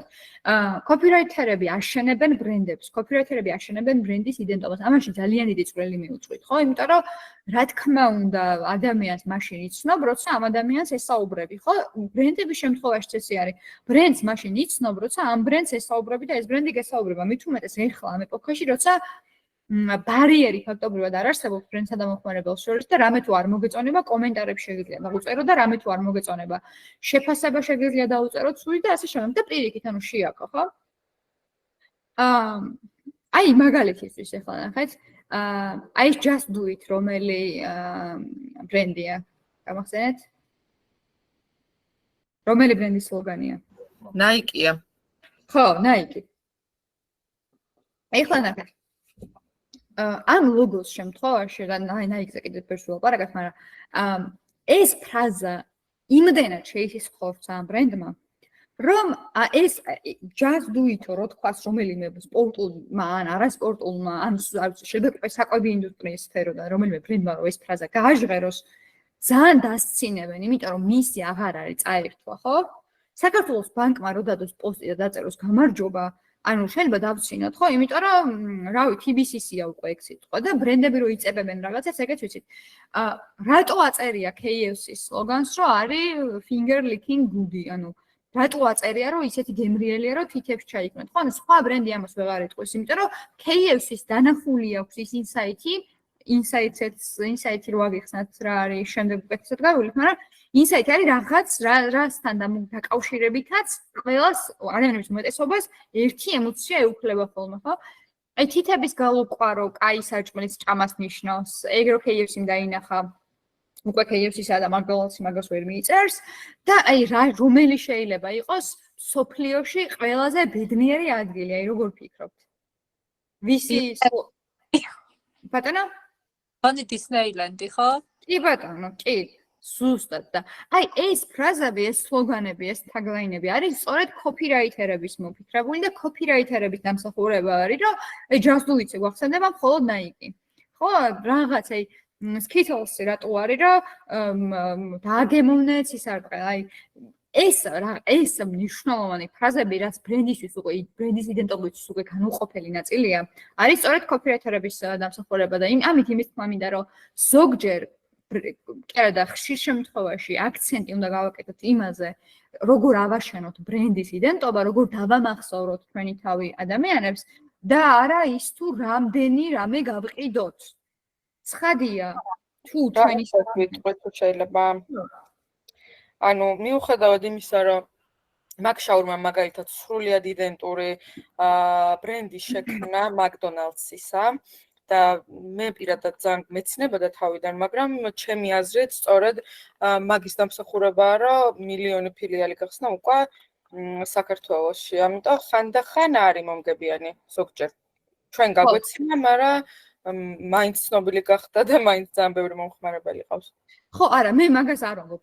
შენ რასაც მეუბნები, მაგაში აბსოლუტურად მოყვები გეთანხმები. მე ზოგადად მირჩენია, რომ თავის იდენტობა ქონდეს ბრენდს, მაგრამ თუ McShawarma, McDonald's და მსგავსობა მაგაში პრობლემას საერთოდ ვერ ვხედავ სინამდვილეში, მაგრამ მე იმას ვამბობ, რომ თუ ამ ფრაზას, თუ სიტყვაზე Nike-ის სლოგანს ვინმე გამოიყენებს და იტყვის, მაგალითად, Adidas-ი თუ გამოიყენებს, ანუ Adidas-ისთვის ეს მაინც და მაინც კარგად არ იმუშავებს. ხვდებით, იმიტომ რომ ადამიანი შეიძლება იმუშაოს, მაგრამ თავარი ამბავი რა არის, რომ ადამიანებისთვის ეს ფრაზა არის Nike-ის.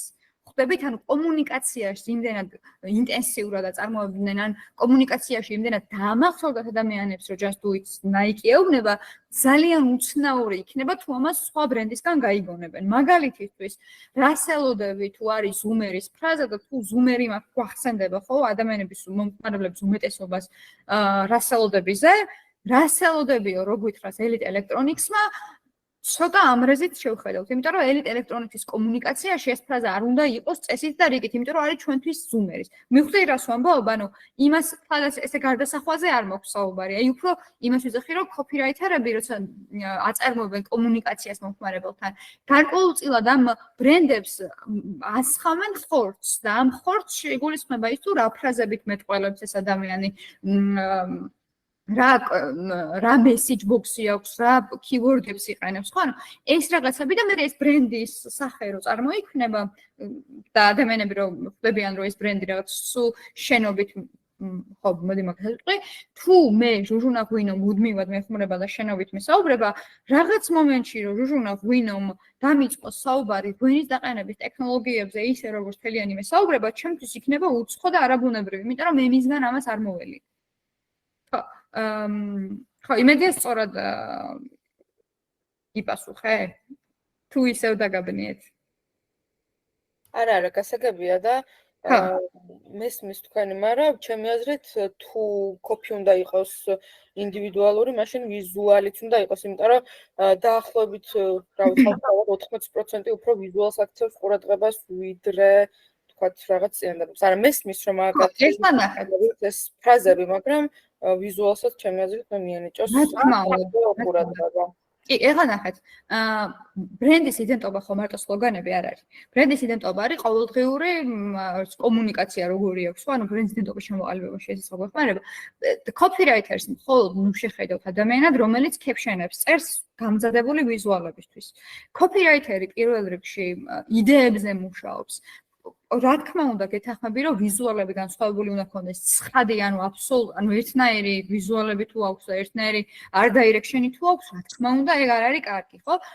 და განსხვავებული უნდა იყოს და copywriter-ი არ არის ადამიანი, რომელიც გამზადებულ ვიზუალებზე რაღაცებს გადააწერს ხოლმე. Copywriter-ები და დიზაინერები მუშაობენ ერთად და ეგ, რასაც ამბობ, რომ ვიზუალები უნდა ქონდეს დამახასიათებელი ბრენდს, აბსოლუტურად გასაგებია, მაგრამ ამ ვიზუალებში სურევია copywriter-ის ხელი და როგორც copywriter-ი მუშაობს, ასევე დიზაინერი მუშაობს.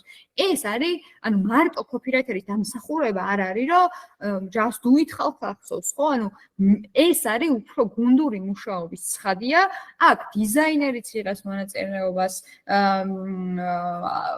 art director-ი ვინც აი ყველა მოკლედ რა მთელი სტრუქტურა არის ჩართული ამ ამბავში. ხო და მარტო ის არ გეგონოთ, რომ მაგას ვიძახდეთ, თითქოს მარტო copywriter-ი აკეთებს ამ ყველაფერს. არა, საერთოდაც არა. და ხო, მაგალითებსაც გავუვლის, რომ აი რას ვაკეთებთ დიზაინერებთან ერთად და როგორ მუშაობთ ზოგადად იმისთვის, რომ კომუნიკაცია ქონდეს ბრენდთან. ბრენდის კომუნიკაცია არის როგორც ვერბალური, ასევე ვიზუალური. ხვდებით, ანუ ეს ორივე აბსოლუტურად კავშირშია ერთმანეთთან.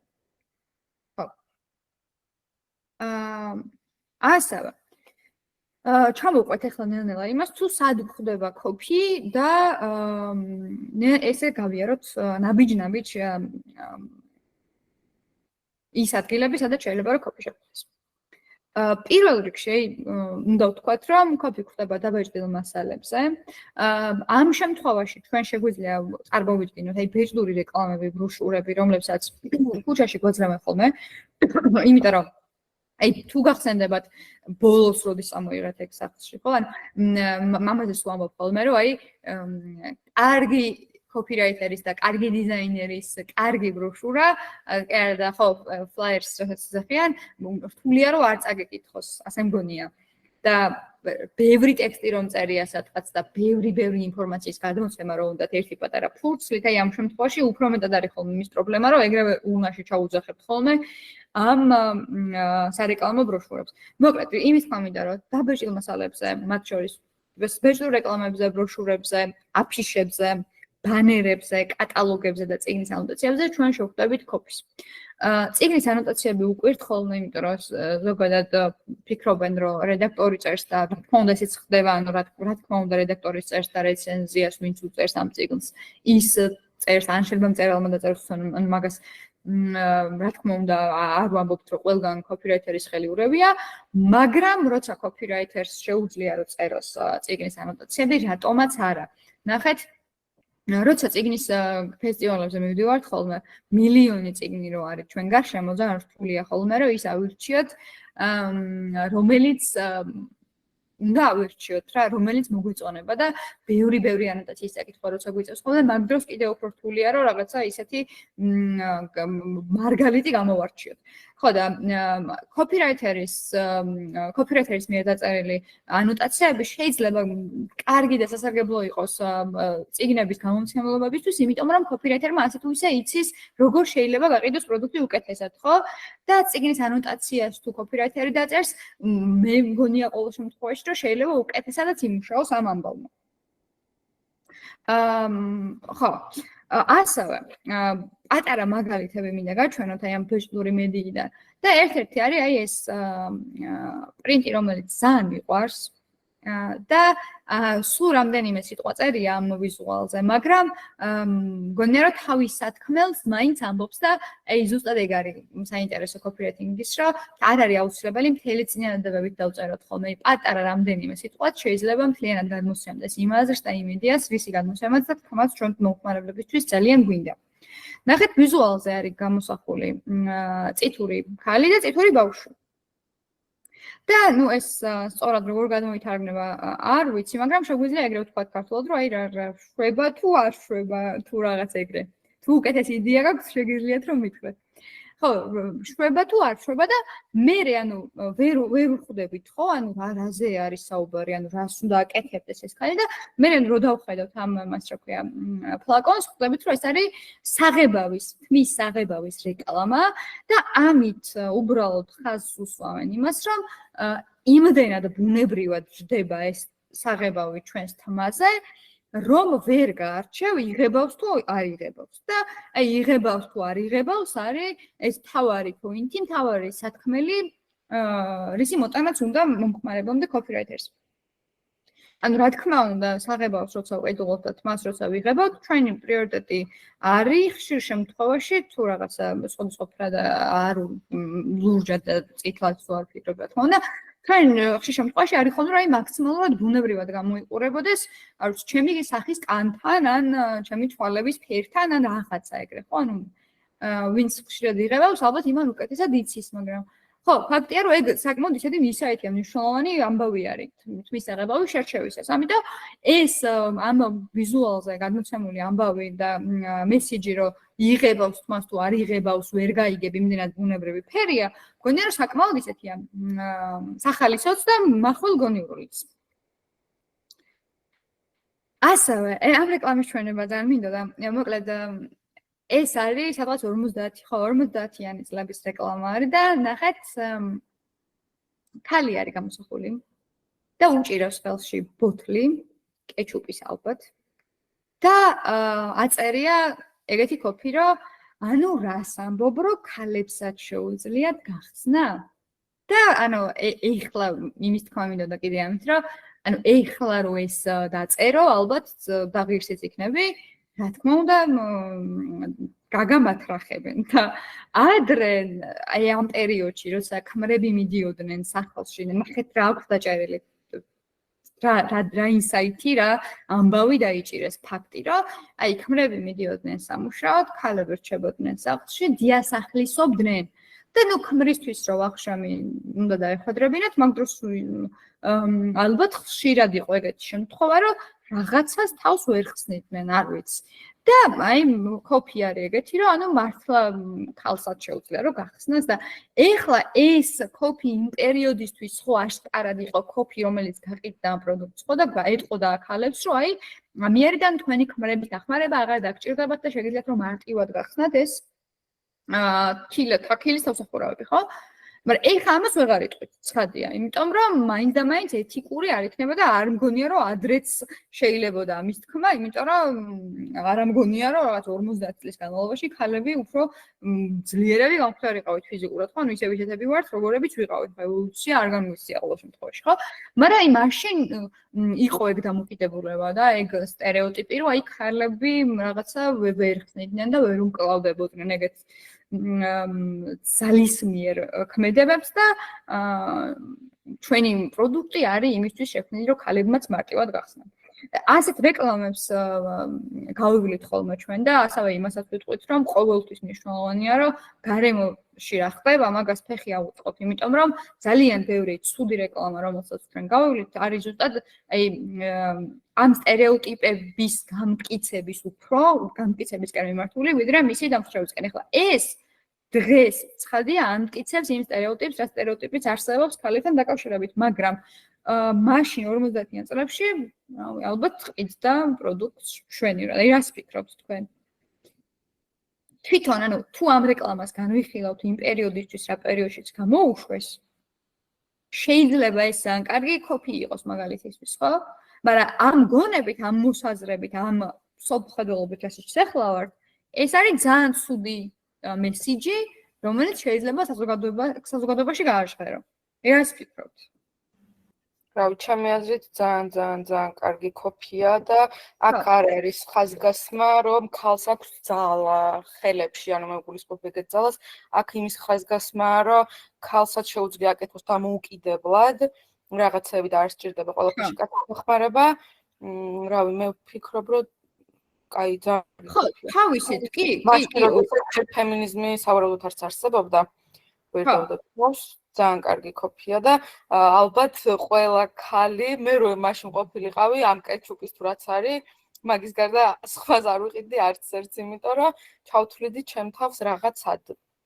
ხო, ანუ მაგას ვიძახე, იმ პერიოდისთვის აშკარად ძალიან კარგად იმუშავებდა ეს კოფი, ხო? მაგრამ ეხლა არ ვიცი რამდენად კარგად იმუშავება. ანუ ეხლა ვერ მე მაგალითად არ მგონია სწორი და რატო არ მგონია სწორი ვიტყვი, იმიტომ რომ არ მგონია ეს ის მიხედვით უნდა დაყო ადამიანები ზოგადად რა ადამიანი ან ხარ ან არ ხარ, ანუ ესე ხალი ხარ, კაცი ხარ და ანუ მგონია ზოგადად ძალიან არასწორი.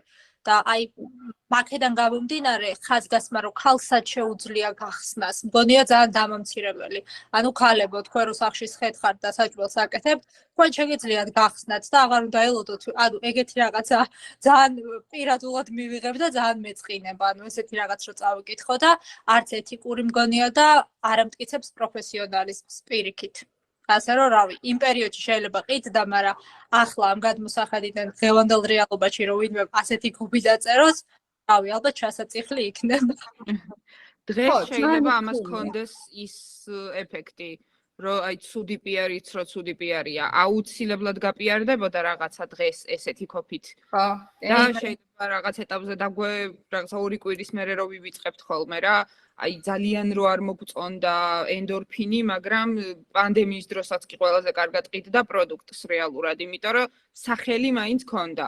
აი სახელი შეიძლება გააცნობილო დღესაც ესეთი კოფით და სხვა შორის მიმართავენ ხოლმე რა, დიდი კომპანიები არა, მაგრამ პატარ-პატარა კომპანიები მიმართავენ ხოლმე განზრახ ისეთ რაღაცებს, რაზეც იციან რომ აი მაურია გორდება.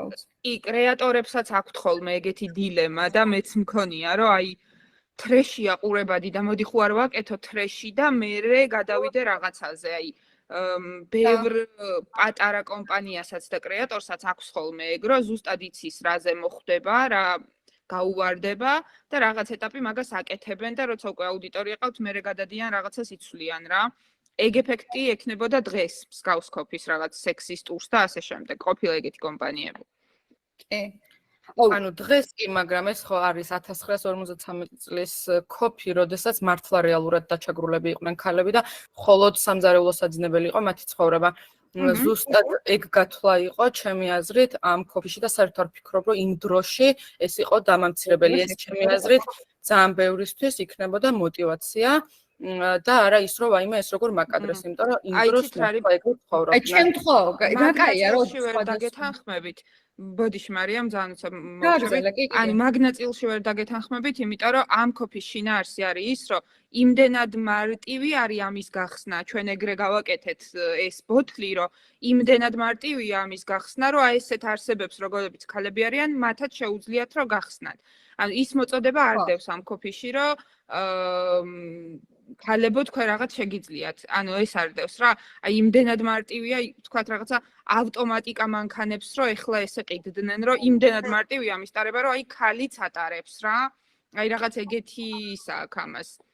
ხო, აი ნახეთ, ძალიან მიხარია რომ განსხვავებული აზრები გვაქვს, იმიტომ რომ რეალურად ამ კონკრეტულ შემთხვევაში თუნდაც და ეხლაც დღესაც რა რო ვამბობთ რომ ბევრი სირთულე აქვს კოპირაითერს, მეთქე ერთ-ერთად წარმოვიდგინეთ ეხლა რომ ეგ მაგალითისთვის გიწევთ რომ კოფი დაწეროს და მე ამ კოფის რო გამოვაქვეყნებ თუცებ არასტანდარტ აი ბევრი სხვადასხვა აზრი გაჩნდეს ხო ანუ ორი პოლუსი იყოს თქვენს მომხმარებლებს შორის ერთი გიწონებდნენ საქციელს მეორე არა არ გიწონებდეთ და ამ ბრძოლაში ხართ და თქვენი მიზანი არის რომ როცა კოფის დაწერთ თუ ამის გამოწვევა განზრახ არ გინდათ უნდა ეცადოთ რომ მაინც და მაინც ეგეთი ორაზროვანიც არ იყოს ამ შემთხვევაში ანუ მეც ანას დავეთანხმები ამ შემთხვევაში მეც ეგრე გავიგე ეს კოფი რომ აი ქალსაც კი შეუძლია გახსნას კაცის დახმარების გარეშე და ორი გაგება რო აქვს ეგეც ძალიან მნიშვნელოვანია სწორედ შორის პირველად დაფიქსირდა ეს აზრი და მადლობა თქვენ ოღონდ რომელი ლაპარაკობდით არ ჩანს ახლა ჩემთან ეკრანზე და სახელით რომ მოგმართოთ ან ძალიან მინდა ანა და გვანცა საუბრობდა მეორეს მე ხედავდი და მოგმარებ ხო, მადლობა, ხო, გვანც ანუ ხო, პირველი ხარ, ვინც ახლა ეგ აზრი დაფიქსირა და ძალიან მიხარია, იმიტომ რომ რეალურად ხო, მომწონს ეგ ცხარე კამათები რო ხოლმე. რა როგორ. აი, გადავიაროთ, რომ კიდევ რაღაცები მოგიყვეთ. ეხლა ნახეთ. ბაზარი ორბელიანზე მოდის ჩვენთან და გვეუბნება, რომ ვიხსნებით, მოკლედ. და ჩვენს ბაზარში არის ეგეთი კონცეფცია, რომ ვაცოცხლებთ ძველს, ოღონდ ახლებურად გვინდა რომ მოვაწყოთ მთელი სივრცე და გვინდა რომ აი ძველებური ბაზრის ხასიათი ჰქონდეს, ოღონდ ახალი იყოს და ადამიანები გასართობადაც მოდიოდნენ და ასე შემდეგ. ხართ ალბათ ნამყოფი ბაზარი ორბელიანზე და ალბათ იცით დაახლოებით რა გარემო არის შიგნით და მაშინ როცა ჩვენთან მოვიდნენ გახსნაზე უნდათ კომუნიკაცია და ჩვენთან რომ მოვიდნენ აბსოლუტურად ანუ უბრალოდ რემონტი იყო მაგ სივრცეში და აპირებდნენ რომ გახსნილი იყვნენ და აი უნდა მოგვეხმაროთ იმაში რომ ადამიანებს გავაგებინოთ რომ აი ბაზარი ორბელიანზე იხსნება. და ჩვენ ვფიქრობდით როგორ გვეთქვა მომხმარებლებისთვის აი ამ სივრცის გახსნის შესახებ რა უნდა გაგვეკეთებინა იმისთვის რომ ადამიანებს მოსწონებოდათ უკვე ეს ადგილი მანამ ვიდრე გაიხსნებოდა და ამ რაღაც ბრეინსტორმინგის პროცესში ვიყავით და გაგვახსენდა ეგეთი რაღაც, რომ თუ არ ვიცი, ფილმებში შეიძლება გინახავს და შეიძლება სოფლებში ახლაც ესე იქცევიან ხოლმე, მაგრამ აი ადრე რო რაღაცას იყიდით, მაგალითად ვაშლს იყიდით ან თევზს იყიდით ან ასე შემდეგ პურს, თვალნაირებში აკეთებენ ეგრე. რომ ძველი გაზეთის ფურცლებში გახვევდნენ ხოლმე ამას. და ასევე გაგვახსენდა ის, რომ როცა რაღაც მნიშვნელოვანი ხდებოდა ქალაქში, აფიშებს აკეთებდნენ ამ მნიშვნელოვანი ამბის გასავრცელებლად და უსებ აი მოვიფიქრეთ რაღაცა ის ცოტა ბრეინსტორმინგი მოვაწყოთ და ვთქვით, რომ მოდი ეგ გავაკეთოთ. და ვთქვით, რომ თუ ბაზარი ორბელიანზე არის ადგილი, სადაც ძველი ბაზრის კულტურა და სურნელი ცოცხლდება და თან უნდა იყოს თანამედროვეობაში გაცოცხლებული, მაშინ მოდი ეგეთი რამე მოვიფიქროთ, რომ შევიმუშაოთ tone of voice-ი, რომელიც ახლა შეცვლილია გვყავს შორის.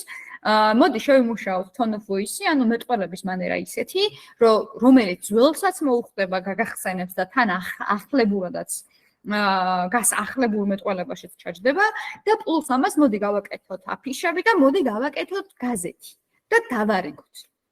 და ჩვენ ანუ მართლა ეგრე მოვიქცეთ, აი ახლა მარცხენა მხარე შესაძლოა იგი ორფურცლიანი გაზეთი და წამოვიღეთ ბაზარი ორბელიანის ძველი ისინი ამ ბაზარი ორბელიანის სივრცეში არქივიდან ამოღებული ვიზუალები და ასევე რენდერი თუ როგორი იქნებოდა ეს ახალი ბაზარი, რომელიც დახვდებოდა ადამიანებს.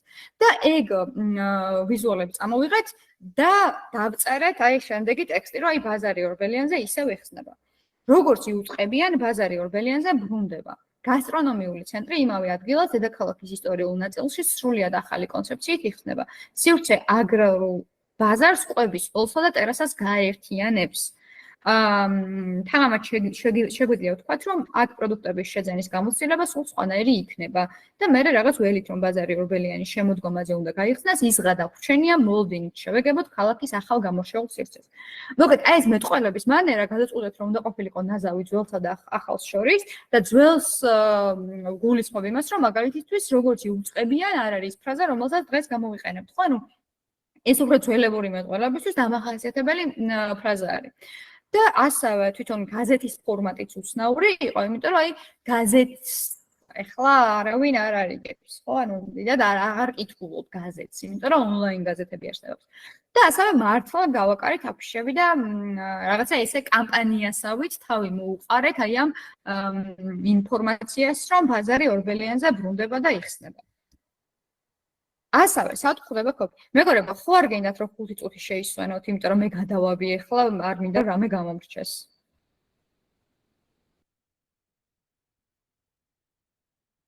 კაი. მოდი დღეს ეგრე იყოს და მე გპირდებით რომ 9 რო შესრულდება 5 წუთი დაგასვენებო. სად ხდება კოპი? ახლა უკვე ონლაინ სივრცეში. კოპი ხდება პოსტებად სოციალურ მედიაში, ანუ საუბრობთ როგორც კეპშენებზე, ასევე ვიზუალებზე. ხდება ვებგვერდებზე და ამას ჩვენ აუცილებლად ცალკე ლექციად გავივლით, იმიტომ რომ ვებგვერდის copywriting-ს ეძახიან UX UI copywriting-ს და აი ბევრი კუთხით განსხვავდება ჩვეულებრივი ეძახი ხან მწუხლას სოციმედია კოპის. ბევრი კუთხით განსხვავდება სოციმედია კოპისგან, იმიტომ რომ ნახეთ ვებგვერდზე ჩვენ თქვით, რომ სიტყვაზე სოციმედიაში როცა კოპის წერთ, უნდა ვეცადოთ, რომ ვიყოთ ძალიან მოკლედ, წეროთ კაფიოდ, თუმცა ლაკონიურად და UX UI copywriting-ის შემთხვევაში ვებგვერდზე კიდევ უფრო მეტად საჭიროა, რომ შევამოკლოთ, იმიტომ რომ ვებგვერდს კიდევ უფრო ნაკლებად კითხულობს, ხო? ადამიანი და მით უმეტეს როცა გვაქვს დესკტოპ ვერსია და მით უმეტეს როცა მე ეს დესკტოპ ვერსია მობილურის ეკრანის ზომაზე უნდა გადავაწყოთ, ცხადია უფრო დიდი გამოწვევების წინაშე ვდგებით ხოლმე. ასევე არსობრივად ნახეთ, კოპირაითერები რას ვაკეთებთ, ხო? კოპირაითერი ჩვენთვის მნიშვნელოვანია, რომ ჩვენი ბრენდის ინტერესები მაქსიმალურად დავიცვათ და რაღაც თქვათ ეგრე რატომაც არა, რაღაც პატარა სატყუარებს და ანკეს წამოვაგოთ მომხმარებელი, ხო? ამ შემთხვევაში UX UI copywriting-ის შემთხვევაში ეს ხო მნიშვნელოვანია, მაგრამ ეგ არის უფრო მომდევნო ეტაპი. სინამდვილეში UX UI copywriter-ისთვის მნიშვნელოვანია მომხმარებელი როგორ მოგზაურობს აი ამ პლატფორმაზე, ხო?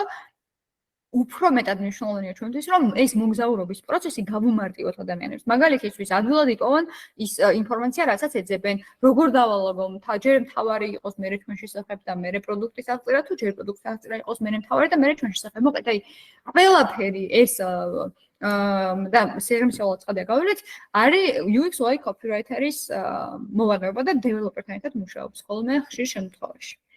მეილების კოპი მე პირადად მგონია რომ ყველაზე რთულია და შეიძლება თქვენ სხვა დამოკიდებულება გაქვთ აბსოლუტურად გასაგებია და ძალიან კარგიც მეილები ნახეთ როგორი ამბავია შემოთავაზებებში როცა გადადიხართ შემოთავაზებების ველში ძალიან რთულია რომ რამე გახსნათ და წაიკითხოთ და ძალიან რთულია რომ ამ მეილებმა დაგაინტერესოთ იმიტომ რომ მეტად სარეკლამო ტიპის მეილები მოგდის და ზირთად უინტერესოა ხოლმე კოპირაითერის მოვალეობა მეილების შემთხვევაში არის ის რომ მაქსიმალურად დაინტერესოს მომხმარებელი იმისთვის რომ გახსნას, მერე რომ ჩააკითხოს ბოლომდე ეს მეილი და მერე რომ გააკეთებინოს ის რისი გაკეთებას უნდა მომხმარებლისგან, ხო? ანუ რა ქმედებას უნდა გადავიდეს ლინკზე, ჩამოტვირთოს, ან გამოიწეროს, ან ასე შემდეგ. მოკლედ, საკმაოდ რთული ამბავია სინამდვილეში მეილების კოპირაიტი.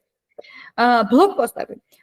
სამაგიეროდ ბლოგპოსტები არის ჩემი საყვარელი მიმართულება კოპირაიტინგის, იმიტომ რომ გიჟდები ბლოგპოსტების წერაზე. აი ბლოგპოსტების შემთხვევაში ცოტა უფრო თამამად ხართ ხოლმე, თები ცოტა გაშვებული გაქვთ ხოლმე, იმიტომ რომ მიუხედავად იმისა, რომ შეზღუდვები აქაც გაქვთ და მიუხედავად იმისა, რომ გამკვეთი აქაც გეუბნებათ, რომ მაქსიმუმ რამდენი სიტყვა უნდა გამოიყენოთ, ან მაქსიმუმ გამოცულობის უნდა იყოს თქვენ დაწერთ, მაინც მეტის წერის შესაძლებლობა გაქვთ და თემატიკის მიხედვით შეიძლება რომ განსხვავებული სპეციფიკით წეროთ.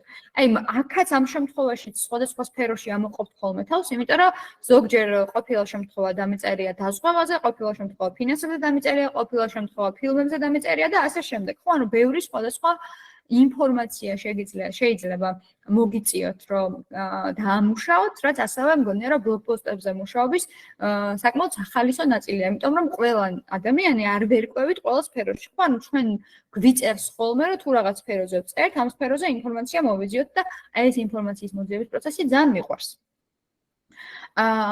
პრეზენტაციები, ხო, ანუ ძირითადად აი სააგენტოებში აწყობენ ხოლმე პრეზენტაციებს. ეგრე ფრილანსზე მე ვერ მოგატყობთ და ვერ გეტყვით, რომ ვინმე პრეზენტაციის აწყობა, კერდა პრეზენტაციის კოპი და მავალო და გამიკეთებია თუ ეგრე არ მომხდარა ჩემს შემთხვევაში, მაგრამ სააგენტოებში, როცა კლიენტს უნდა წარმოუდგინოთ პრეზენტაცია, იქ ვიწევს, რომ კოპირაითერული ნიჭი გამოვიყენოთ, იმიტომ რომ გარდა იმისა, რომ ჩვენ კლიენტს წარმოუდგენთ ესე ვერბალურად და ვიზუალურად ამ პრეზენტაციას, მე უკვე ვუგზავნით და თვითონ ეცნობიან და თვითონ იღებენ გადაწყვეტილებას და ის რომ კარგად ამოიკითხონ იქრის თქმათ ჩვენ გვინდა და კრეატიულად და ლამაზად იყოს პრეზენტაცია დალაგებული, ეს ამაში კოპირაითერსა და დიზაინერს საკმაოდ დიდი წვლილი მიუძღვის. და სცენარების შემთხვევაში ჩვენ ამისთვის ცალკე ლექცია გვაქვს დათმობილი, მაგრამ აი სცენარების გავავლით აუცილებლად ისეც, როგორიც მგონია, რომ დაგჭირდებათ. ანუ მე ვერ აგიხსნით და ვერ გეტყვით კინოსცენარი როგორ იწერება, იმიტომ რომ ეს არ არის ჩემი საქმე, მაგრამ მე გეტყვით როგორ დავწეროთ სცენარი იმისთვის, რომ მე პროდაქშენის გუნდმა ამაზე რეკლამა გადაიღოს და გაჩვენებთ კიდეც რამდენიმე რეკლამას, რომელზეც მიმუშავია და რომელზეც რაღაც ხო, რომელიც გავუკეთებია და იგეთყვით, რომ აი ესე ვმუშაობთ ჩვენ და გაგიზიარებთ აბსოლუტურად ყველაფერს, რა გამოცდილებაც მიმიღე სცენართან დაკავშირებით. ხო, სოციალმედია უბრალოდ რამდენიმე მაგალითი ახლა მოვლენი სივრცის სივრცესთან დაკავშირებით და უფრო მეტად ქართულ მაგალითებს გაჩვენებთ ხოლმე მომდევნო ლექციებში. ეს კითხვის მაგალითზე რომ განვიხილოთ, აი რა არის ხო? ვიზუალზე ყავს ტროპიკული ეს კითხვი, რაღაც პალმები, უკან ალბათ ოკეანე ჩანს. იმდენად ეს არის რა მცისფერ ფონზე და რაღაცა ისეთი ჰამაკში, კაი განწყობა მოაქვს, ხო, რაღაც ფერადი და ისეთი გემრიელი, როგორც სკიტლსი არის. ხო და კოპი აქვს ეგეთი, რომ აი იმას ერთ წამს მეგობრებო ხო, ანუ იმ მარტივად რო ვთქვათ რა, იმას კი არ გეუბნებით, რომ ეხა სკიტლს თუ შეჭამთ ეგრევე ტრანსპორტირდებით თუ გადახვალთ ჰავაიში, მაგრამ რავი, როცხადო, რა იცი რა ხდება და აი ეს მარტივი კოპია ხო, არაფერი თითქოს ამაში რა ჩახუჭუჭებული, გადმოხუჭუჭებული არ არის, არც აკადემიური არ არის ცხადია, იმიტომ რომ ბრენდიდან გამომდინარე აკადემიური ვერანაირად ვერ იქნება და უბრალოდ აი განწყობა მოაქვს შენამდე და გახალისებს და ამით თავს გამახსოვრებს, ხო? ამას ვიძახით, რომ აი ეხლა შეიძლება რაღაც მომენტში KFC-ს რომ გადახედოთ, ყველა პოსტი არ იყოს იმაზე, რომ იყიდეთ ჩვენი ფრთები რა გემრიელია. ზოგ შემთხვევაში უბრალოდ რაღაცებზე ვღლიცინებთ და ვხალისობთ ხოლმე, იმიტომ რომ ადამიანებს ეს უყვართ და ადამიანები ჩვენგან მოელიან სწორედ იმას, რომ რაღაცებზე უბრალოდ ვიხუმროთ ხოლმე, ხო? ანუ არ არის აუცილებელი, რომ ყველა პოსტში დავწეროთ 7-ფრთიანი ბასკეტი რა ღირს და 7-ფრთიანი ბასკეტი, რომ ძალიან გემრიელია სხვა ბრენდების ბასკეტებთან შედარებით. ხო, ეს ნახეთ, სულ ერთის ჩანს 1993 და რაღაცა იქეთ, ხო? ეგ აწერია ამ ვიზუალს და შინაარსი იდეა არის უკვე გასაგები. ეხლა ეს რატო გაჩვენეთ, რომ რეალურად საერთოდ არ არის ხოლმე ბევრი ტექსტი ვიზუალზე გამოტანილი, ისედაც ვიზუალი თავის საქმელს ამბობს. ამ შემთხვევაში არ ვიცი, შეიძლება მოგიწიოთ კიდევ თქვენი მუშაობა ისეთ ბრიფებზე და დავალებებზე, როგორიც არის Young Lion-ები მაგალითად, რომელიც ამ შემოთქვირას იწყება მეგობრებო და ცოტა ის არის, რა ქვია, საკმაოდ მნიშვნელოვანი კონკურსია მოკლედ. და ვასარს ვიღაცავ მარიამ ბოდიშჩაკ პირველად გავდივარ. წარმატებებს გისურვებ, აუ ძალიან ისე. ბილები მიკაცკაცებს. აბა შენ იცი რაში გადიხარ პრინტში? პრინტში გავდივართ კი. კაი, იმედია ყვაყოფილი იქნება, იმიტომ რომ უკადად ეგ არის ეგ კონკურსი, რომ აი მუშაობით უნდა დატკბეთ, თორე აი სხვა შემთხვევაში იმ ხელა სტრესში ვარ ხოლმე, მე ძალიან არ მიყვარს კონკურსები და შეჯიბრებები, აი მართლა არ მიყვარს ვერვიდან, ვერასდროს ვერვიდან. და აი ეს ისეთი რამეა, რომ თვითონ შრომის პროცესით უნდა მიიღოს სიამოვნება და პლუს ძალიან დიდი გამოცდილება არის რა, ანუ ამ მუშაობას ძალიან ის მოაქვს დიდი გამოცდილება და მე იქ მისვლა და გაცნობა ადამიანების და პლუს ნამუშევრების გაცნობა, მოკლედ ძალიან სახალისოა. ხო და იმის თქმა მინდა, რომ როცა დიზაინერთან ერთად კოპირაიტერი მუშაობს პრინტების შემთხვევაში, ანუ ის კოპირაიტერის საქმე არ არის აუცილებლად, რომ 2 წინადადება ან 3 წინადადება, ან 1 წინადადება დააწეროს ვიზუალს. რატო ვახსენე ხა ეს კონკურსი? ამ კონკურსში დიზაინერთან ერთად კოპირაიტერი მუშაობს იდეაზე. იდეა არის ძალიან მნიშვნელოვანი. ეხლა ანუ თვითონ მე რას დააწერა ვიზუალს ეგ კიდე ცალკე ამბავია, მაგრამ აი რას აჩვენება მომხმარებელს და რა რითი აჩვენება ეგეც კოპირაიტერის მოვალეობა. და აი ამ შემთხვევაში მაგალითად რატო არ ეს გვედი გადაკრული, ხო? იმიტომ რომ გვედი თუ გიგეთია, 1993 წელს დაიბადე, მაგრამ მომდევნო თარიღი მაინც და მაინც ბუნდოვანი კი არა და მაინც და მაინც მკვეთრად არ ჩანს, იმიტომ რომ დაცული ხარ გარდაცვალებისგან. მე ვერაც ვიცით ხო, ანუ დაცული ხარ გარდაცვალებისგან. ასევე ძალიან მიყვარს ეს პოსტი, რავის ქონდა ეგეთი სიტყვების თამაში. რავი ხო არის ლუდის ბრენდი. და ოქტომბერია ის შემოდგომა არის და ფოთლები ყვითლდება და ცვივა და აი სიმღერა რო არის ყვითელი ფოთლები შორს მიაქვს ქარს. აი ეგ ფრაზა გადაათამაშეს, რომ აი ყვითელი ბოთლები შორს მიაქვს ქარს და რავი შემოდგომა, რატომაც არა და ეს ხუმრობა იყო. ეგეთი რომ რაღაც სიტყვებით, ფრაზებით ეთამაშოთ და მგონია რომ საკმაოდ სახალისოარი და კარგადაც გამოუვიდეთ. ასევე ჟურნაღვინოზე კიდევ ბევრ რამეს გაჩვენებთ და მოგიყვებით, მაგრამ ამ შემთხვევაში ნახეთ არ გათრობს გეთამაშება ფრაზა, რომელიც ძალიან კარგად ვიცით და გაგვიგია ყველა სხვა სიტყვებით თამაშზე რას გულისხმობ. არ გიკმენს გეთამაშებაც ახლებზე ხო ამბობენ ხოლმე ამას რომ soul რა თუ შენგან გამოიწევს და შემოგიყეფებს პატრონი აუცილებლად გეტყვის რომ არ გიკმენს გეთამაშება სულ რო დაგლიჯოს მაინც ხო და აი ეს ინსაიტი გამოვიყენეთ ჟუჟუნაღვინის ბოთლზე რომ არ გათრობს გეთამაშება რაც იმას ნიშნავს რომ ალკოჰოლი კი ვითომ მოგზალებულია იმიტომ რომ არის პატარა ბოთლია ძალიან ნუ რა მოგეთ ძალიან პატარა ბოთლია და გონია რომ ეხა მიეყოლებ რამდენიმეს ერთად მაგრამ საბოლოო ჯამში 11.5 რო ალკოჰოლი ბევრის მithმევის დროს საკმაოდ ისე გილტყამს ხოლმე თავში და მერე იყო ხოლმე მომხმარებლები ცოტა ისეთი წუწუნებდნენ ხოლმე რომ აი რა არისო თქვენი ალკოჰოლიო ძალიან გვათრობსო და ჩვენ საპირისპიროდ მოვიფიქრეთ ეგეთი კომუნიკაცია რომ გაგვეფრთხილებინათ წინასწარ მომხმარებლები რომ ძალიანაც ნუ გაეთამაშებით და მიუხედავად იმისა რომ პატარა დიდი გული აქვს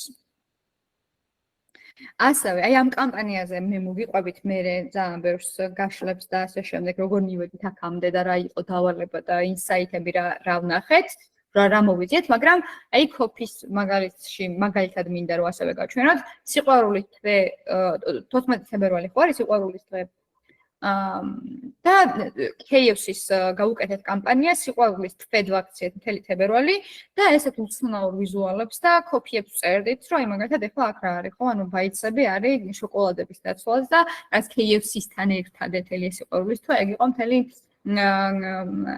ამბავი ხო და ნახეთ ეგრეთი caption-ი აქვს ეხლა ამ პოსტს რომ გულის სტრიპსო და სულის ბაიცო დღეს განსაკუთრებით მეხრაშუნები. რომ აი ადამიანები ცოტა გაგვეხალისებინა პლუს ის ფრაზები, რასაც ერთმანეთს ეუბნებიან საყვარელი ადამიანები, გამოგვეყენებინა კოფიში და ნუ ცოტა ისიც იყო აღლიცინება ამ ყველაფერს, რომ აი გულის სტრიპსო რა არის ხო ანუ და ესეც ძალიან ესე გვართობდა და ადამიანებმაც და მომხმარებლებმაც ძალიან კარგად გაგვიგეს და ძალიან ისე ჩაიარა ამ კამპანიამ მოკლედ ბევრი სიყვარული მივიღეთ უკან და ბევრი სიყვარულიც გავეცით და მოგიყვებით მოკლედ მე ამაზე კიდე უფრო მეტად ვცვალთ მოკლედ ამით იმის თქვა მინდოდა რომ კოფი ბევრნაირი შეიძლება შეგხვდეთ და ბევრი სხვადასხვა სახე შეიძლება გქონდეს კოფის და ყველა შემთხვევაში ამართლებდეს იმ მიზანს, რა მიზანსაც ჩაიფიქრებს კოპირაიტერი. ეხლა ნახეთ UX UI-ის შემთხვევაში რას აკეთებს კოპირაიტერი? ეს არის ვებგვერდის სკრინი, ახლა რომელსაც გაჩვენებს ეს სხვა შორის ძალიან ლამაზი ვებგვერდი აქვს ჟუჟუნაღვინოს და ძალიან მომწონს და ცოტა გასართობი არის და სახალისო. რომ შევდივარ ხოლმე. ხო და აი ჟურნალს შემთხვევაში ნახეთ რა პატარა აბზაცი წერია. იმიტომ რომ აქ ბევრის ლაპარაკის შესაძლებლობა მაინც არ გაქვს. და ამ შემთხვევაშიც მოკლედ თუ მიავდეთ ინფორმაციას ადამიანებს უკეთესი იქნება. ნახეთ ჟურნალ ჭეშმარიტი მხიარულების თავისუფლებისა და სასიამოვნო თრობის გემოა. არ დაგავიწყდეს თბილი ფერებისა და ემოციებისთვის მიირთვით სივად და გაიგე მეტი. ასევე სხვა შორის ღილაკებსაც კოპირაიტერები თუ რაღაც ესეთი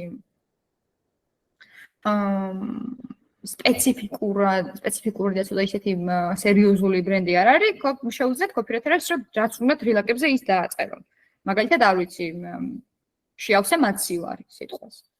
და ესეც თქვენება იქნება, ხო? ანუ თქვენ რამდენადაც მოუხდენთ კონკრეტულ ბრენდს, რაიმე წინადადებას შეგეძლიათ რომ თავისუფლად გამოიყენოთ.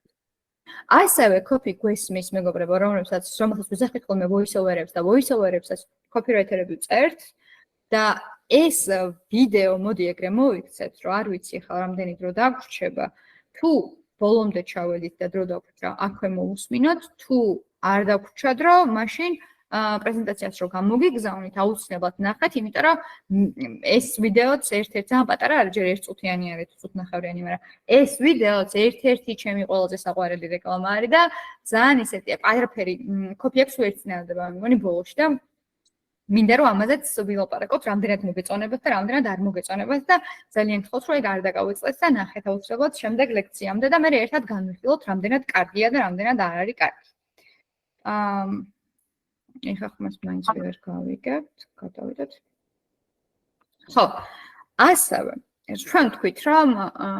copywriter-ი არის ადამიანი, რომელსაც პროფესიული უნარჩვევები ახასიათებს და რომელიც არის პროფესიონალი, უბრალოდ მწერალი კი არ არის, არამედ პროფესიონალი მწერალია. ეხლა მინდა რომ უბრალოდ ეს არ გეგონოთ, რომ არის საქვეყნოდ მიღებული რაღაცა ის აქსიომა, რომელიც არსებობს და ყველამ ვიცით. არა, ეს არის შეგეძლიათ მიიღოთ როგორც ჩემი აზრი და თუ საპირისპირო მოსაზრება გაქვთ, შეგიძლიათ რომ თქვენი აზრიც დააფიქსიროთ. მოკლედ, ყველა copywriter-ი არის მწერალი, მაგრამ ყველა მწერალი copywriter-ი არ არის. ეხლა ეს რატომ მოვიგონე და თავში აზრად რატომ მომივიდა. პატარა რო ვიყავი და სკოლაში რომ ვსწავლობდი, მაშინ ჩემი მათემატიკის მასწავლებელი ამბობდა ეგეთ ფრაზას და ძალიან ხშირად ამბობდა ამ ფრაზას და ბოლოს ცოტა მოაბეზრებელიც კი იყო, მაგრამ ალბათ ასე ხშირად რომ ამბობდა, სწორედ მაგიტომ დამამახსოვრდა, რომ ყველა კვადრატი ოთხკუთხედია, მაგრამ ყველა ოთხკუთხედი კვადრატი არ არისო. და ნუ აი ბოლოს უკვე აღარ შემეძლო ამ ფრაზის გაგება, მაგრამ მე რო ვფიქრობდი copywriter-ი და მწერალი და ამ აფიქრებმა რომ გამეტყუეს, მე გადავწყვეტე რომ თქვენამდე მომეტანა ეს ნაზრევი და მომეტანა ამ ფორმით, რომ აი ყველა copywriter-ი კი მწერალია, მაგრამ ყველა მწერალი არ არის copywriter-ი. ნახეთ და მე ვიფიქრე რომ აი რა იქნებოდა ყველაზე კარგი მაგალითი იმისთვის რომ მე თქვენთვის გამეცნო სიტყვაზე მწერლის ნამუშევარი რომელიც ასე თუ ისე გავს copy-ს, ხო? და მაგალითისთვის გამახსენდა რომ აი იაპონური პოეზიის ნიმუში კანკა ძალიან კარგად ანუ ძალიან გავს copy-ს ნიმუშს, ხო? მაგალითისთვის თუ ჩვენ ვამბობთ რომ copy უნდა იყოს მოკლე, copy უნდა იყოს ლაკონიური, ინფორმაციული, copy-მა თავის მიზანს თუ ამბობთ რომ copy უნდა გამოიწვიოს ადამიანებში კონკრეტული რეაქცია, თუნდაც რა გადავიდნენ ლინკზე ან ასე შემდეგ, მაშინ კანკა არის ძალიან კარგი მაგალითი მწერლის ნაშრომისა და copywriting-ის რაღაცა შესაძლებლად, ხო? იმიტომ რომ კანკა არის იაპონური პოეზიის მიმართულება, რომელიც შეიძლება ძალიან კარგად იცოდეს და მოგწონდეს თქვენს და ამ მიმართულებაში მკაცრად არის ხოლმე განსაზღვრული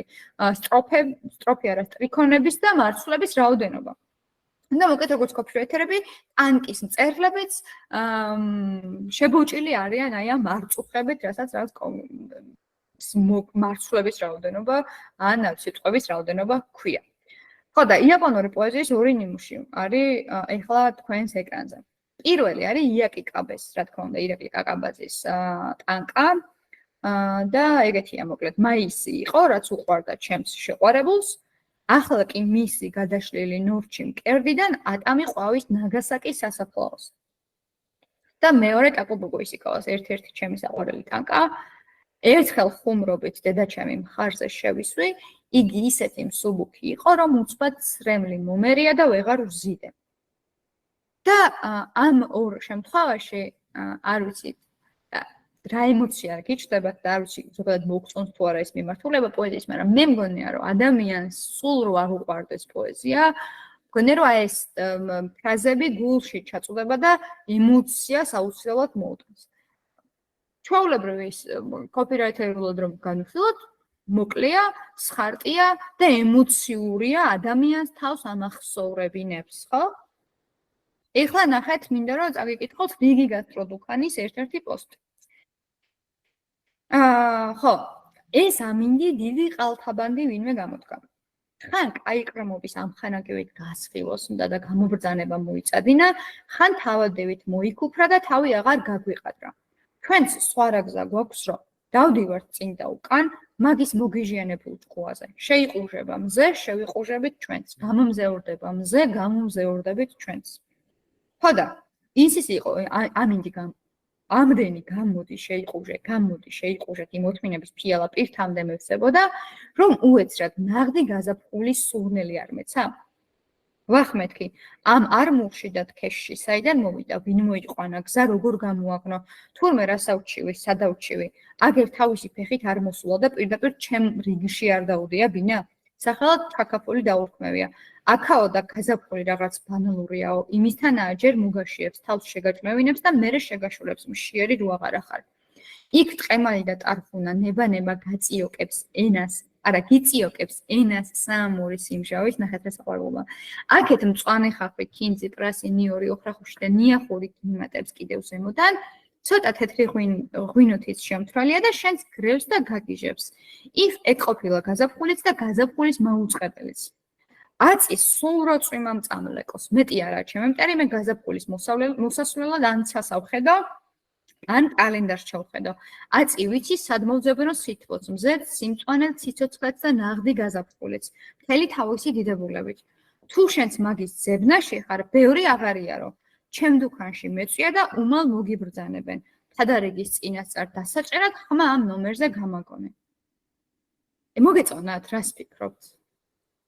მე ძალიან დამღალა. და ალბათ შეიძლება მე დაგღალეთ. არა, ანუ პარალელურად მეც ხო ვკითხულობდი და რაღაცა მგონია, რომ აი შეიძლება კაი მე ისეთი ტიპაჟი ვარ, რომ შეიძლება წავიკითხო, მაგრამ აი ადამიანთა უმრავლესობა ამას ბოლომდე არ წაიკითხავს, ეგ რო ვფიქრობ. ხო, ეხლა ნახეთ. ეს არის copywriting-ის ერთ-ერთი მიმართულება storytelling-ი. და დამიჯერეთ, რომ ძალიან ბევრი ადამიანი კითხულობს, იმიტომ რომ ადამიანებს უყვართ ამბების წაკითხვა. და ბევრ აი storytelling-ს რო გავვილით, მან კიდევ ანუ გაჩვენებთ რამდენიმე მაგალითს page-ების, რომლებიც აქტიურად იყენებენ, აი ბრენდები, რომლებიც იყენებენ storytelling-ს თავის კომუნიკაციაში. ეს არის ზუსტად ის ტექსტი, რომელსაც ცხადია ყველა ვერ წაიკითხავს, მაგრამ აუცილებლად წაიკითხავს ადამიანების უმეტესობა და ადამიანებს გაუჩნდებათ ემოციური დამოკიდებულება აი ამ ბრენდთან და იცით როგორი ამბავი არის? ეხლა ეს, რასაც ჩვენ ვკითხავთ, არის ძალიან მხატვრული, ჩახუჭუჭებული, სიმბოლოებით სავსე, ხო? ანუ ისეთია თითქოს მწერალმა დაწერაო, ხო? იმ მხატვრული ლიტერატურასავით არის, არა? მხატვრულ ლიტერატურაში არის შედარებები და აქაც შედარებები არის და მხატვრულ ლიტერატურაში კიდე ძალიან ბევრი რამე არის და აქაც მოგეთ ძალიან გავს. ხო, ანუ შეგვიძლია ვთქვათ, რომ მწერლური არის ესეც და ისიც, რაც წინაზე წავიკითხეთ პოეზია, ხო? მაგრამ ამ შემთხვევაში ნახეთ რას შრება ეს. გვიყვება რაღაც ამბავს, კონკრეტულ ამბავს და მერე გადადის თავარ სათქმელზე, რაც სინამდვილეში მთავარია, ხო? ანუ თავარი არის ის, რომ ადამიანები მოიპატიჟო შენს რესტორანში, იმიტომ რომ შენ ხარ რიგი გასტრო დუქანი, რესტორანი და გინდა რომ ხალხი შენთან მოვიდეს და აი ხო გიყვება ამდენ რამეს. და ბოლოს აი ძალიან ისე მოქნილად გადადის, რომ აი თუ შენც იმას ეძებ, რასაც მე ახლა გიყვები, მაშინ ბევრი აღარიარო და აქ მოდი ჩემს დუქანში მეწვიე და უმალ მოგიბრძანებენ. და ხალხი მართლა ეს ახლა ცოტა ძველი პოსტია, მაგრამ აი ხალხი მართლა კითხულობს ამას ხვდებით, ანუ უყვართ ესეთი ტექსტების წაკითხვა. შეიძლება ვიღაცისთვის, აი მაგალითად თქვენთვის ხო შეიძლება რომ storytelling-ის მიმართულება არ მოგწონდეთ, რასაც აბსოლუტურად მისაღებია ეს და გასაგებია, მაგრამ ადამიანებს უყვართ ამბების კითხვა და ეს აუდიტორია რაც ყავს რიგასტრო დუქანს ძალიან კარგად, ძალიან დადებითად იღებს ამ ტექსტებს და ელოდებიან კიდეც. რა იქნება შემდეგ? ხო? ანუ აი ამას გულისხმობ იმ განსხვავებაში, რა განსხვავებაც აქვს მწერალსა და copywriter-ს. ხო, ანუ მწერალი წერს და მომხმარებელი იმას კითხულობს, მაგრამ აქ ამ შემთხვევაში copywriter-ი მწერლურად წერს.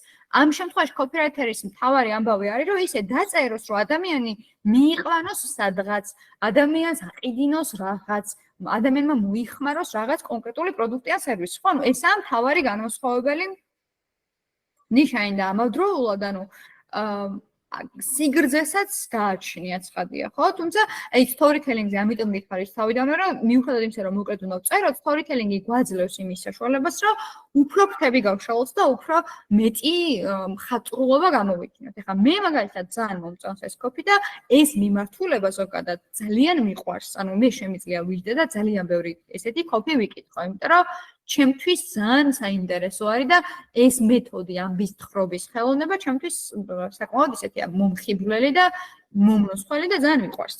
სხვათა შორის ძალიან მაღალი engagement-იც ჰქონდათ ხოლმე. და ბევრი სხვათა შორის არ მახსენდება კი არა, ალბათ მეორე შემთხვევასაც ვერ ვიტყვი, როცა მომხმარებელი კომენტარებში ითხოვდა ხოლმე გაგვაცანით ვინ წერს და აი მარკეტერების ჯგუფებშიც იყო ხოლმე ერთი ამბავი, რომ გამოჩნდეს ვინ წერს, გავიცნათ ვინ წერს, იმიტომ რომ კი სულ არის ის მითითება, რომ მოკლედ უნდა ვწეროთ copy, მაგრამ მეორე ისიც არის, რომ მიუხედავად სიდიდისა, პირიქით შეიძლება იყოს რაღაცა რელაქსი, სოციალური ქსელის სკროლვის დროს, სადაც აი ყველა პირდაპირ გტენის თავის პროდუქტს და შეიძლება ლაკონურად და კარგად, მაგრამ მაინც რეკლამაა და აქ ისე არის, რომ რაღაც სიამოვნებას იღებ პროცესში და ორგანულად გქონდათ ხოლმე ძალიან მაღალი შედეგი, რაც რავი, აი სანატრელია ხოლმე ორგანულად ეგეთი შედეგი რა. კი, აბსოლუტურად გასახმები და პლუს მაგას, ანუ მე კიდე გაჩვენებ ამის მაგალითებს ერთი არ ვიცი გახსოვთ თუ არა, ერთი პეიჯი არსებობდა, ერქვა სახლი მადათოუზე და აი უსაყვარლესი კოპიები ქონდა მაგასაც, ზუსტად სტორიტელინგის მიმართულება ჰქონდათ მაგასაც და აი ესეთი რა ამ ტიპის კოპიებს წერდნენ და მათაც აი რომ დაიხურნენ, გამოეტირნენ მართლა, რომ აი აღარ იქნება და კიდე არის ერთი და მოკეთ გავუვილით აუცილებლად მაგ ყველაფერს და აი მეც ეგრე ვფიქრობ ზუსტად, რომ რაღაც მხრივ ადამიანებისთვის, რომლებსაც სიტყვაზე არის ლიტერატურა უყვართ, რომლებსაც კითხვა უყვართ, ან ეს მხატვრულობა იზიდავთ, შეიძლება მართლა რელაქსი იყოს ხო? განტვირთვა და ელოდებოდნენ მომდევნო რა იქნება აუცილებლად ხო თუ მოწონს. ხო, მეც თან მომეწონა და დაჟე როა დამიწყებო და ეხლავე გადავედი Facebook-ზე და დავალაიქი ამათი გვერდი, იმიტომ რომ შეიძლება იმიტომ რომ კითხვა მიყვარს, მაგრამ აი რო ვხედავ ხა თან დიდად ხორცის მოყვარული არც ვარ, აი ამ რაღაცა ჩაკაფულის ბუკეტს ხო, აი პირველი წინადადება მაგიტო აქ ძალიან დიდი მნიშვნელობა, რომ ანუ ისე უცნაურად იწყება, რომ რა თქმა უნდა გამიჩნდებოდა სურვილი, რომ წამიკითხა ბოლომდე, იმიტომ რომ რავი, მართლა ძალიან კაი კოპირაიტერი ყავს, ძალიან. კი, აი ძალიან საყვარელი. ზუსტად გეთანხმები, დასაწყისსაც აბსოლუტურად გეთანხმები და პლუს მაგას, რავი, ხო შეიძლება და უბრალოდ დაეწერა, რომ მობრძანეთ და მიირთვით ჩვენთან ნედლი თუ რა ქვია, ნორჩი მწვანილისგან დამზადებული ჩაკაფული. ხო, ანუ მაგრამ ამას ყველა გააკეთებს. კი, სხვათა შორის არ ვიცი არის თუ არა სიმართლე, მაგრამ ანუ იმდენად აქვთ ეს ხაზი აღებული და ვფიქრობ, რომ აი ძალიან რთულია მართლა ესე წერა რა, ჩემთვის კატასტროფულად რთულია და რაღაც ეტაპზე გამოცვალდეს კოპირაიტერი, ანუ სხვა იყო მერე, რაღაც ეტაპის მერე და რაღაცა პერიოდი მაინც შენარჩუნებული ქონდათ და ეგ ამბავი რომ გავიგე, პირველი ის გავიფიქრე, რომ აი იმ ახლისთვის რამხელა სირთულე იქნებოდა, რომ ისე ეწერა, რომ არავის შეემჩნია, რომ ვიღაცა ახალია რა, აი ზუსტად ჩვენ ანა მაგას ან ესე გავივლეთ შემდეგ ლექციებზე, იცი როგორი ამბავია ხოლმე, რაც თქვი რომ ორნაირად მოდის ხოლმე კლიენტი და ერთი არის რომელიც უკვე ჩამოყალიბებული არის და რომელსაც დიდი ხნის კომუნიკაცია აქვს და მეორე რომელიც ახლა იწყებს, ხო? რომელიც ახლა იწყებს, ერთადერთი მარტივი, იმიტომ არის რომ ეხმარები რომ ააშენო, რაღაც ნაბიჯები გადაადგმევინო და შენი ფიქრებ და შენია და ოკეი, ზიხარ იმაში, ხო? მაგრამ მეორეა, როცა უკვე კომუნიკაცია არსებობს, უკვე tone of voice არსებობს და არ უნდათ ამის შეცვლა და უნდა ჩაჯდე ამ ტონში, ხო? ეხლა ეს copy თუ ხო, ეს copy იმდენად კარგია, რომ ძალიან რთულია და დიდი გამოწვევა აცხადია სხვა ადამიანისთვის, რომ ისევ ეს შეინარჩუნო, ხო და უფრო უკეთესიც დაწერო. ამიტომ ესეც ხო, საკმაოდ საინტერესოა მაინც ასე თუ ისე მივხვდავდი იმისა, რომ რთულია, საინტერესო გამოწვევა არის ესეც და ჩვენ შევეცდებით რომ ესეთი რაღაცები დავწეროთ. Storytelling-ს რო გავავლით და მე გაერთობით ხოლმე რა, ან თქვენც დაწერთ ხოლმე ესეთ კოპიებს. თუ სხვადასხვა კოპი ყავს ახლა მაგ კომპანიას და ის სხვისი იყო ჩაკაფულზე, ანუ ახლა პირველივე პოსტი იმდენად მსგავსია, რომ მაშინ ძალიან ბაძავს.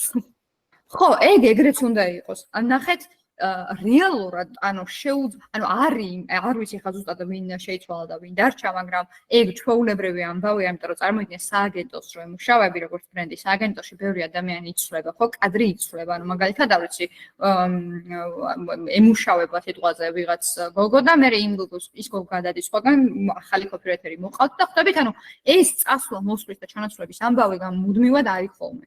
ხო და ამიტომ მნიშვნელოვანია, რომ გაყვე ზუსტად თუ რიგი გასტროდუქანი არ მეუბნება რომ მე ეს არ მომწონს და თუ მეუბნება რომ მე ეს მიმართულება აღარ მომწონს და მინდა შეცვლა ცოტათი მაშინ ოკეი უნდა შევცვალო, მაგრამ თუ მეუბნება რომ მე იმდენად ვარ აწყობილი უკვე ამ storytelling-ს მინდა რომ აი შენც ეგრე დამიწერო, მაშინ რა თქმა უნდა მიბაძო, ანუ მომხმარებელმა ვერ უნდა გაიგოს რომ შენი კოპირაიტერი შეიცვალა, იმიტომ რომ ნახეთ მომხმარებლისთვის რიგი გასტროდუქანის ეს პოსტი არ არის პოსტი, რომლის უკანაც დგას სიტყვაზე მარიამ ბეროძე, ხო? მე არ ვარსებობ მომხმარებლისთვის და მე არ უნდა ვარსებოდე მომხმარებლისთვის. მომხმარებლისთვის არის რიგი გასტროდუქანი ბრენდი ადამიანი, რომელიც ლაპარაკობს, ხო, რომელიც ესაუბრება. მომხმარებელმა თუ შეატყო, რომ იმის უკან შიგნით ვიღაცები იცვლებიან და მეტყველება იცვლება და აირია რაღაცები, ეს არ არის მაინც და მაინც კარგი და სახარბიელო თვითონ ბრენდისთვის. თუ ცხადია შეცვლა არ უნდა თვითონ. ხვდებით ხო, რასაც ვამბობ? კი, ხვდები რა თქმა უნდა. ხო. კარგი. სად მუშაობენ კოპირაიტერები? მე ღრმად მწამს იმის, რომ ყველგან აბსოლუტურად სადაც საჭირო იქნება ბრენდის და მომხმარებლის კომუნიკაცია, კოპირაიტერი აუცილებლად იმუშავებს. ამის ამჯერა, იმიტომ რომ წლების წინ კოპირაიტერი რა იყო, არავინ იცოდა და ეხლა ძალიან დიდი დაინტერესება არის კოპირაიტერების კოპირაიტინგის მიმართულებით. არ ვიცი, მასტერ-კლასებს მახსენდება, რომ 800 ადამიანი მესწრებოდა ერთხელ და ძალიან ისეთი იყო, ცოტა ემოციური ამბავი იყო, იმიტომ რომ ძალიან ბევრია ერთდროულად დაინტერესებული 800 ადამიანის ნამდვილში. ხო? ანუ ბევრ საინტერესო ვაკანსიები ჩნდება ნელ-ნელა, ხო? და ვაკანსიის დასახელებაში რა კოპირაიტერი ეწერა გამოჩნდა დიდი ხანი არ არის. მოკლედ, ბრენდები და კომპანიები ნელ-ნელა იაზრებენ იმას, რომ კოპირაიტერი არის მნიშვნელოვანი რგოლი ბრენდის ჩამოყალიბებაში და არის მნიშვნელოვანი რგოლი დამაკავშირებელი მომხმარებელთან. ხო, ამიტომ იმედს ვიტოვებ, რომ ნელ-ნელა ყველა კომპანიაში კოპირაიტერი აუცილებლად დასჭირდებათ. აი, დავიწყოთ კრეატიული სააგენტოებით, იმიტომ რომ სტანდარტულად ანუ ბევრ ადამიანს უნდა რომ იმუშაოს კრეატიულ სააგენტოში და ამ შემთხვევაში უბრალოდ იმას გეტყვით, რომ კრეატიულ სააგენტოებში, აი, ჩემს შემთხვევაში მაგალითად ცალკე კოპირაიტერი პოზიციას ეგრე არ ქვია ჩემსაც და ვარ კონტენტ კრეატორი და მთლიანად კონტენტზე მუშაობ და როგორც გითხარით, ანუ კოპირაიტინგი ერთ-ერთი მიმართულება არის ჩემი საქმიანობის, მაგრამ ამას გარდა სიტყვაზე თუ სცენარებია და დასაწერის უშუალოდ კოპირაიტერის ამბავია და მაგაში რა თქმა უნდა ჩართული ვარ და ხო, დანარჩენი ყველაფერი ანუ რაც არის კოპირაიტინგი და ვიზუალების და გეგმის და ყველაფერს მოკლედ. და ასევე არის სააგენტოები, სადაც უშუალოდ აი პოზიცია არის ესეთი, რომ აი ვედებთ კოპირაიტერს, ხო? ამიტომ ამანაც არ დაგაბნიოთ, ანუ პოზიციები შეიძლება იყოს სხვადასხვა სახელით, მაგრამ კოპირაიტერია მაინც. ასევე კერძო კომპანიები, შეიძლება ბანკებიც ვიგულისხმოთ, სტარტაპები, ნებისმიერი რამე, ნებისმიერი კომპანია, რომელიც თulis, რომ აი ახლა მე მჭირდება კოპირაიტერი, იმიტომ რომ სინამდვილეში ყველა კომპანიას ჭირდება კოპირაიტერი. და ფრილანსერი. ეხლა ფრილანსერი დარწმუნებული ვარ ყველა მინცით, რასაც ნიშნავს, მაგრამ ვაი და ვინმე მარიცოდეს, მოდი ეგეც განვმარტოთ, რომ აი ამ სრული გრაფიკით მომუშავე ადამიანებისგან განსხვავებით, რომ მაგათ თუმცა ანუ ვერ ვიტყვი რომ ეხლა ჩვენ ზუსტად 11-დან 7-მდე თუ 11-დან 7-მდე ვმუშაობთ თქვენ, იმიტომ რომ გადაგვიტანებია ხოლმე არის ეს საქმე მოითხოვს მოკლედ ხორცს და სისხლს შენგან და ამისთვის ძად უნდა იყო, მაგრამ იმას გულისხმობ რომ ფრილანსის შემთხვევაში მე სამსახურში კი არ დავდივარ და ოფისში კი არ ვზივარ, არამედ მე შემიძლია რომ მე ვიცი სიტყვაზე რომ ერთი დავალება მაქვს ურთყირაში გასაკეთებელი და მე შემიძლია რომ ამ დავალებაზე მუშაობის პროცესი ისე გადავანაწილო როგორც მე მინდა, რომელ საათაც მინდა იმ საათს ვიმუშაო და ასე შემდეგ და პლუს მაგას ფრილანსების მიუხედავად იმისა, რომ სიტყვაზე შეიძლება სადღაც სააგენტოში მუშაობდე, შემიძლია რომ დამატებით გქონდეს ფრილანსები, რაც ასევე ძალიან კარგი ამბავია, რომ მაგალითისთვის ახლა მე ბლოგ პოსტებს არ ვწერ რედბერიში, მაგრამ ფრილანსებზე როცა მეკონტაქტებიან ბრენდები, ფრილანსზე დამიწერია ბლოგ პოსტი ბევრი და ეს რაღაცა, ეს პროფესია ამ ლავირების საშუალებას მაძლევს, რომ აი თუ თავისუფალი დრო მაქვს და აქეთ არაფერს არ ვაფუჭებ, მაშინ მოდი ახალ საქმესაც დავიმატებ. ასევე არც იმის შეგეშინდეთ თუ სააგენტოში არ იმუშავებთ ეგრევე, თავისუფლად შეგეძლიათ, რომ თქვენი ფრილანსებით ანუ რამდენიმე ფრილანსის ქონით, დრო თქვენი თემას გადაანაწილოთ და ანაზღაურებაც გქონდეთ ისეთი, როგორც თქვენ გინდათ. ამიტომ ეს თქვენი გადასაწყვეტია მე სამომავლოდ სად დააპირებთ დასაქმებას და ხო, რა არჩევანს გააკეთებთ. და როგორ გავხდე კოპირაიტერი? პირველ რიგში რასაც ვეუბნები ხოლმე ადამიანებს არის, რომ აი კოპირაიტერი თუ გინდა რომ გახდე, წერა უნდა გიყვარდეს. თუ წერა არ გიყვარს, მაშინ კოპირაიტერი ვერ გახდები. იმიტომ რომ მთლიანად წერა და იდეების გენერირება არის ჩვენი საქმე, ხო? ამიტომ სასაცილო ჯერს, მაგრამ ოკეი, წერა უნდა გიყვარდეს. უნდა იყო კრეატიული. იცით რა არის, ანუ აქაც ბარემ ამას გეტყვით, რომ მე არ ვფიქრობ, რომ კრეატიულობა ყველაფერში საჭიროა. მე არ ვფიქრობ, რომ თუ ბრენდი ბრენდის ხასიათიდან გამომდინარე შემიძლია რომ მარტივად უთხრა ადამიანებს ის რისი თქმაც ბრენდს უნდა, მე არ ვფიქრობ რომ აუცილებელია ამ დროს ჰაერში ავხტეთ და რაღაც საოცრებები ჩავიდინოთ და აუცილებლად კრეატიულად უნდა გავაკეთოთ ეს ყველაფერი. ამას საერთოდ არ ვფიქრობ.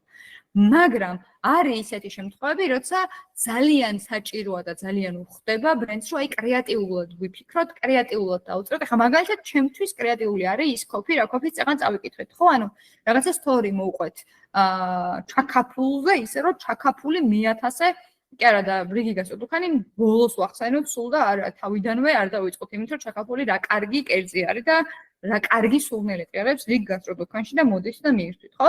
ანუ ეს კრეატიულობა თანდაყოლილი ნიჭი არ არის. კრეატიულობა არის ინსპირაციებიდან გამომდინარე, ესეც არის ჩემი აზრი, შეგიძლიათ მე გამოვთოთ, მაგრამ თავარი ამბავი არის ის, რომ მუდმივად ვეძებდეთ ახალ კონტენტს, მუდმივად ვათვალიერებდეთ სხვები რას აკეთებენ, მუდმივად გვედოს ამ პულსზე ხელი და სულ ახალ ინფორმაციას ვიღებდეთ და მე რო ვფიქრობდეთ მაგალითად, რომ აი მე რო ეს გამეკეთებინა, როგორ გავაკეთებდი. აი ეცადეთ რომ რაღაც ესე ცოტა შემოქმედებითად მივუდგეთ ხოლმე.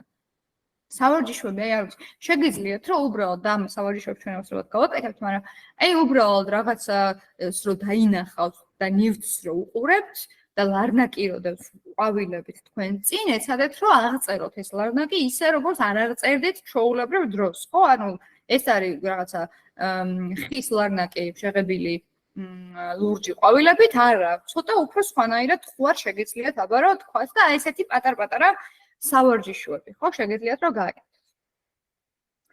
სანამ დავალებაზე გადავალ, მანამდე მინდა რა თუ რაიმე კითხვა გაქვთ მე გადმოვიდე ახლა თქვენ შეგხედოთ. თუ რაიმე კითხვა გაქვთ, ბარემ მკითხეთ. რამე ხო არ არის ისეთი, რაც ვიცი, კარგად ვერ ჩამოვაყალიბე, კარგად ვერ თქვი, ან რამე დავაკელი და ინფორმაცია ბოლომდე ვერ მიიღეთ, ან ასე შემდეგ. ან იქნებ რამე დამატებით გაინტერესებთ. აი, არ მაქვს რაღაც მინდა უბრალოდ რომ გითხრა თუ არ გაიგებთ, ანუ თქვენ რო თქვით რომ დავალებების შემდეგ უკავშირი იქნება ძირითადად შენიშვნები. ანუ კარგი იქნება თუ მართლა კარგად იქნება დავალება შესრულებული, თუ დადებით უკავშირიც იქნება, იმიტომ რომ არა, რა თქმა უნდა, რა თქმა უნდა, мотивაციას ძალიან მიმაღლებს. ანუ რა ვიცი. ხო, არა, რა თქმა უნდა, ანუ ის არ ვიცი. აშკარად ცუდად გადმოვესწორე. რა თქმა უნდა, ანუ ეგ ყოველთვის ეგრეა, ხო? ანუ კარგის შექება ყოველთვის მნიშვნელოვანია და ხაზგასმა კარგი რატოა კარგი, ეგ რა თქმა უნდა ცალსახად არის. მე უბრალოდ ის თქვი, რომ ამასთან ერთად იქნება ასევე შენიშვნები, რომელიც მგონია, რომ უნდა მოგცეთ, იმიტომ რომ მარტო კარგი რომ გითხრათ, ვერ გაიზრდებით ეგრე ამ კურსის განმავლობაში. ეს ვიგულისხმებ მხოლოდ და მხოლოდ. მაგის არ შეგეშინდეთ, ან ძალიან ცუდ რამებს არ დაგეწერთ. ხო, არა, მე გავიგე. არა, შენიშვნებიც რა თქმა უნდა ძალიან კარგია. კრიტიკა ყველაზე მნიშვნელოვანი ალბათ რომ რაღაც ახალი ისწავლოს. ხო, მაგრამ თუ ადამიანი კარგად აკეთებს რაღაცას, ამასაც უნდა ერთის უნდა ხაზი გაუსვა ამას, რომ კარგია და ესე გააგრძელე, ხო? ანუ ეგრეთ ძალიან მნიშვნელოვანია ცხადია. მადლობა. არა, ძალიან შეგაშინეთ მგონი. კარგი. ხო, მოდი მაშინ დავალება გავიაროთ ახლა.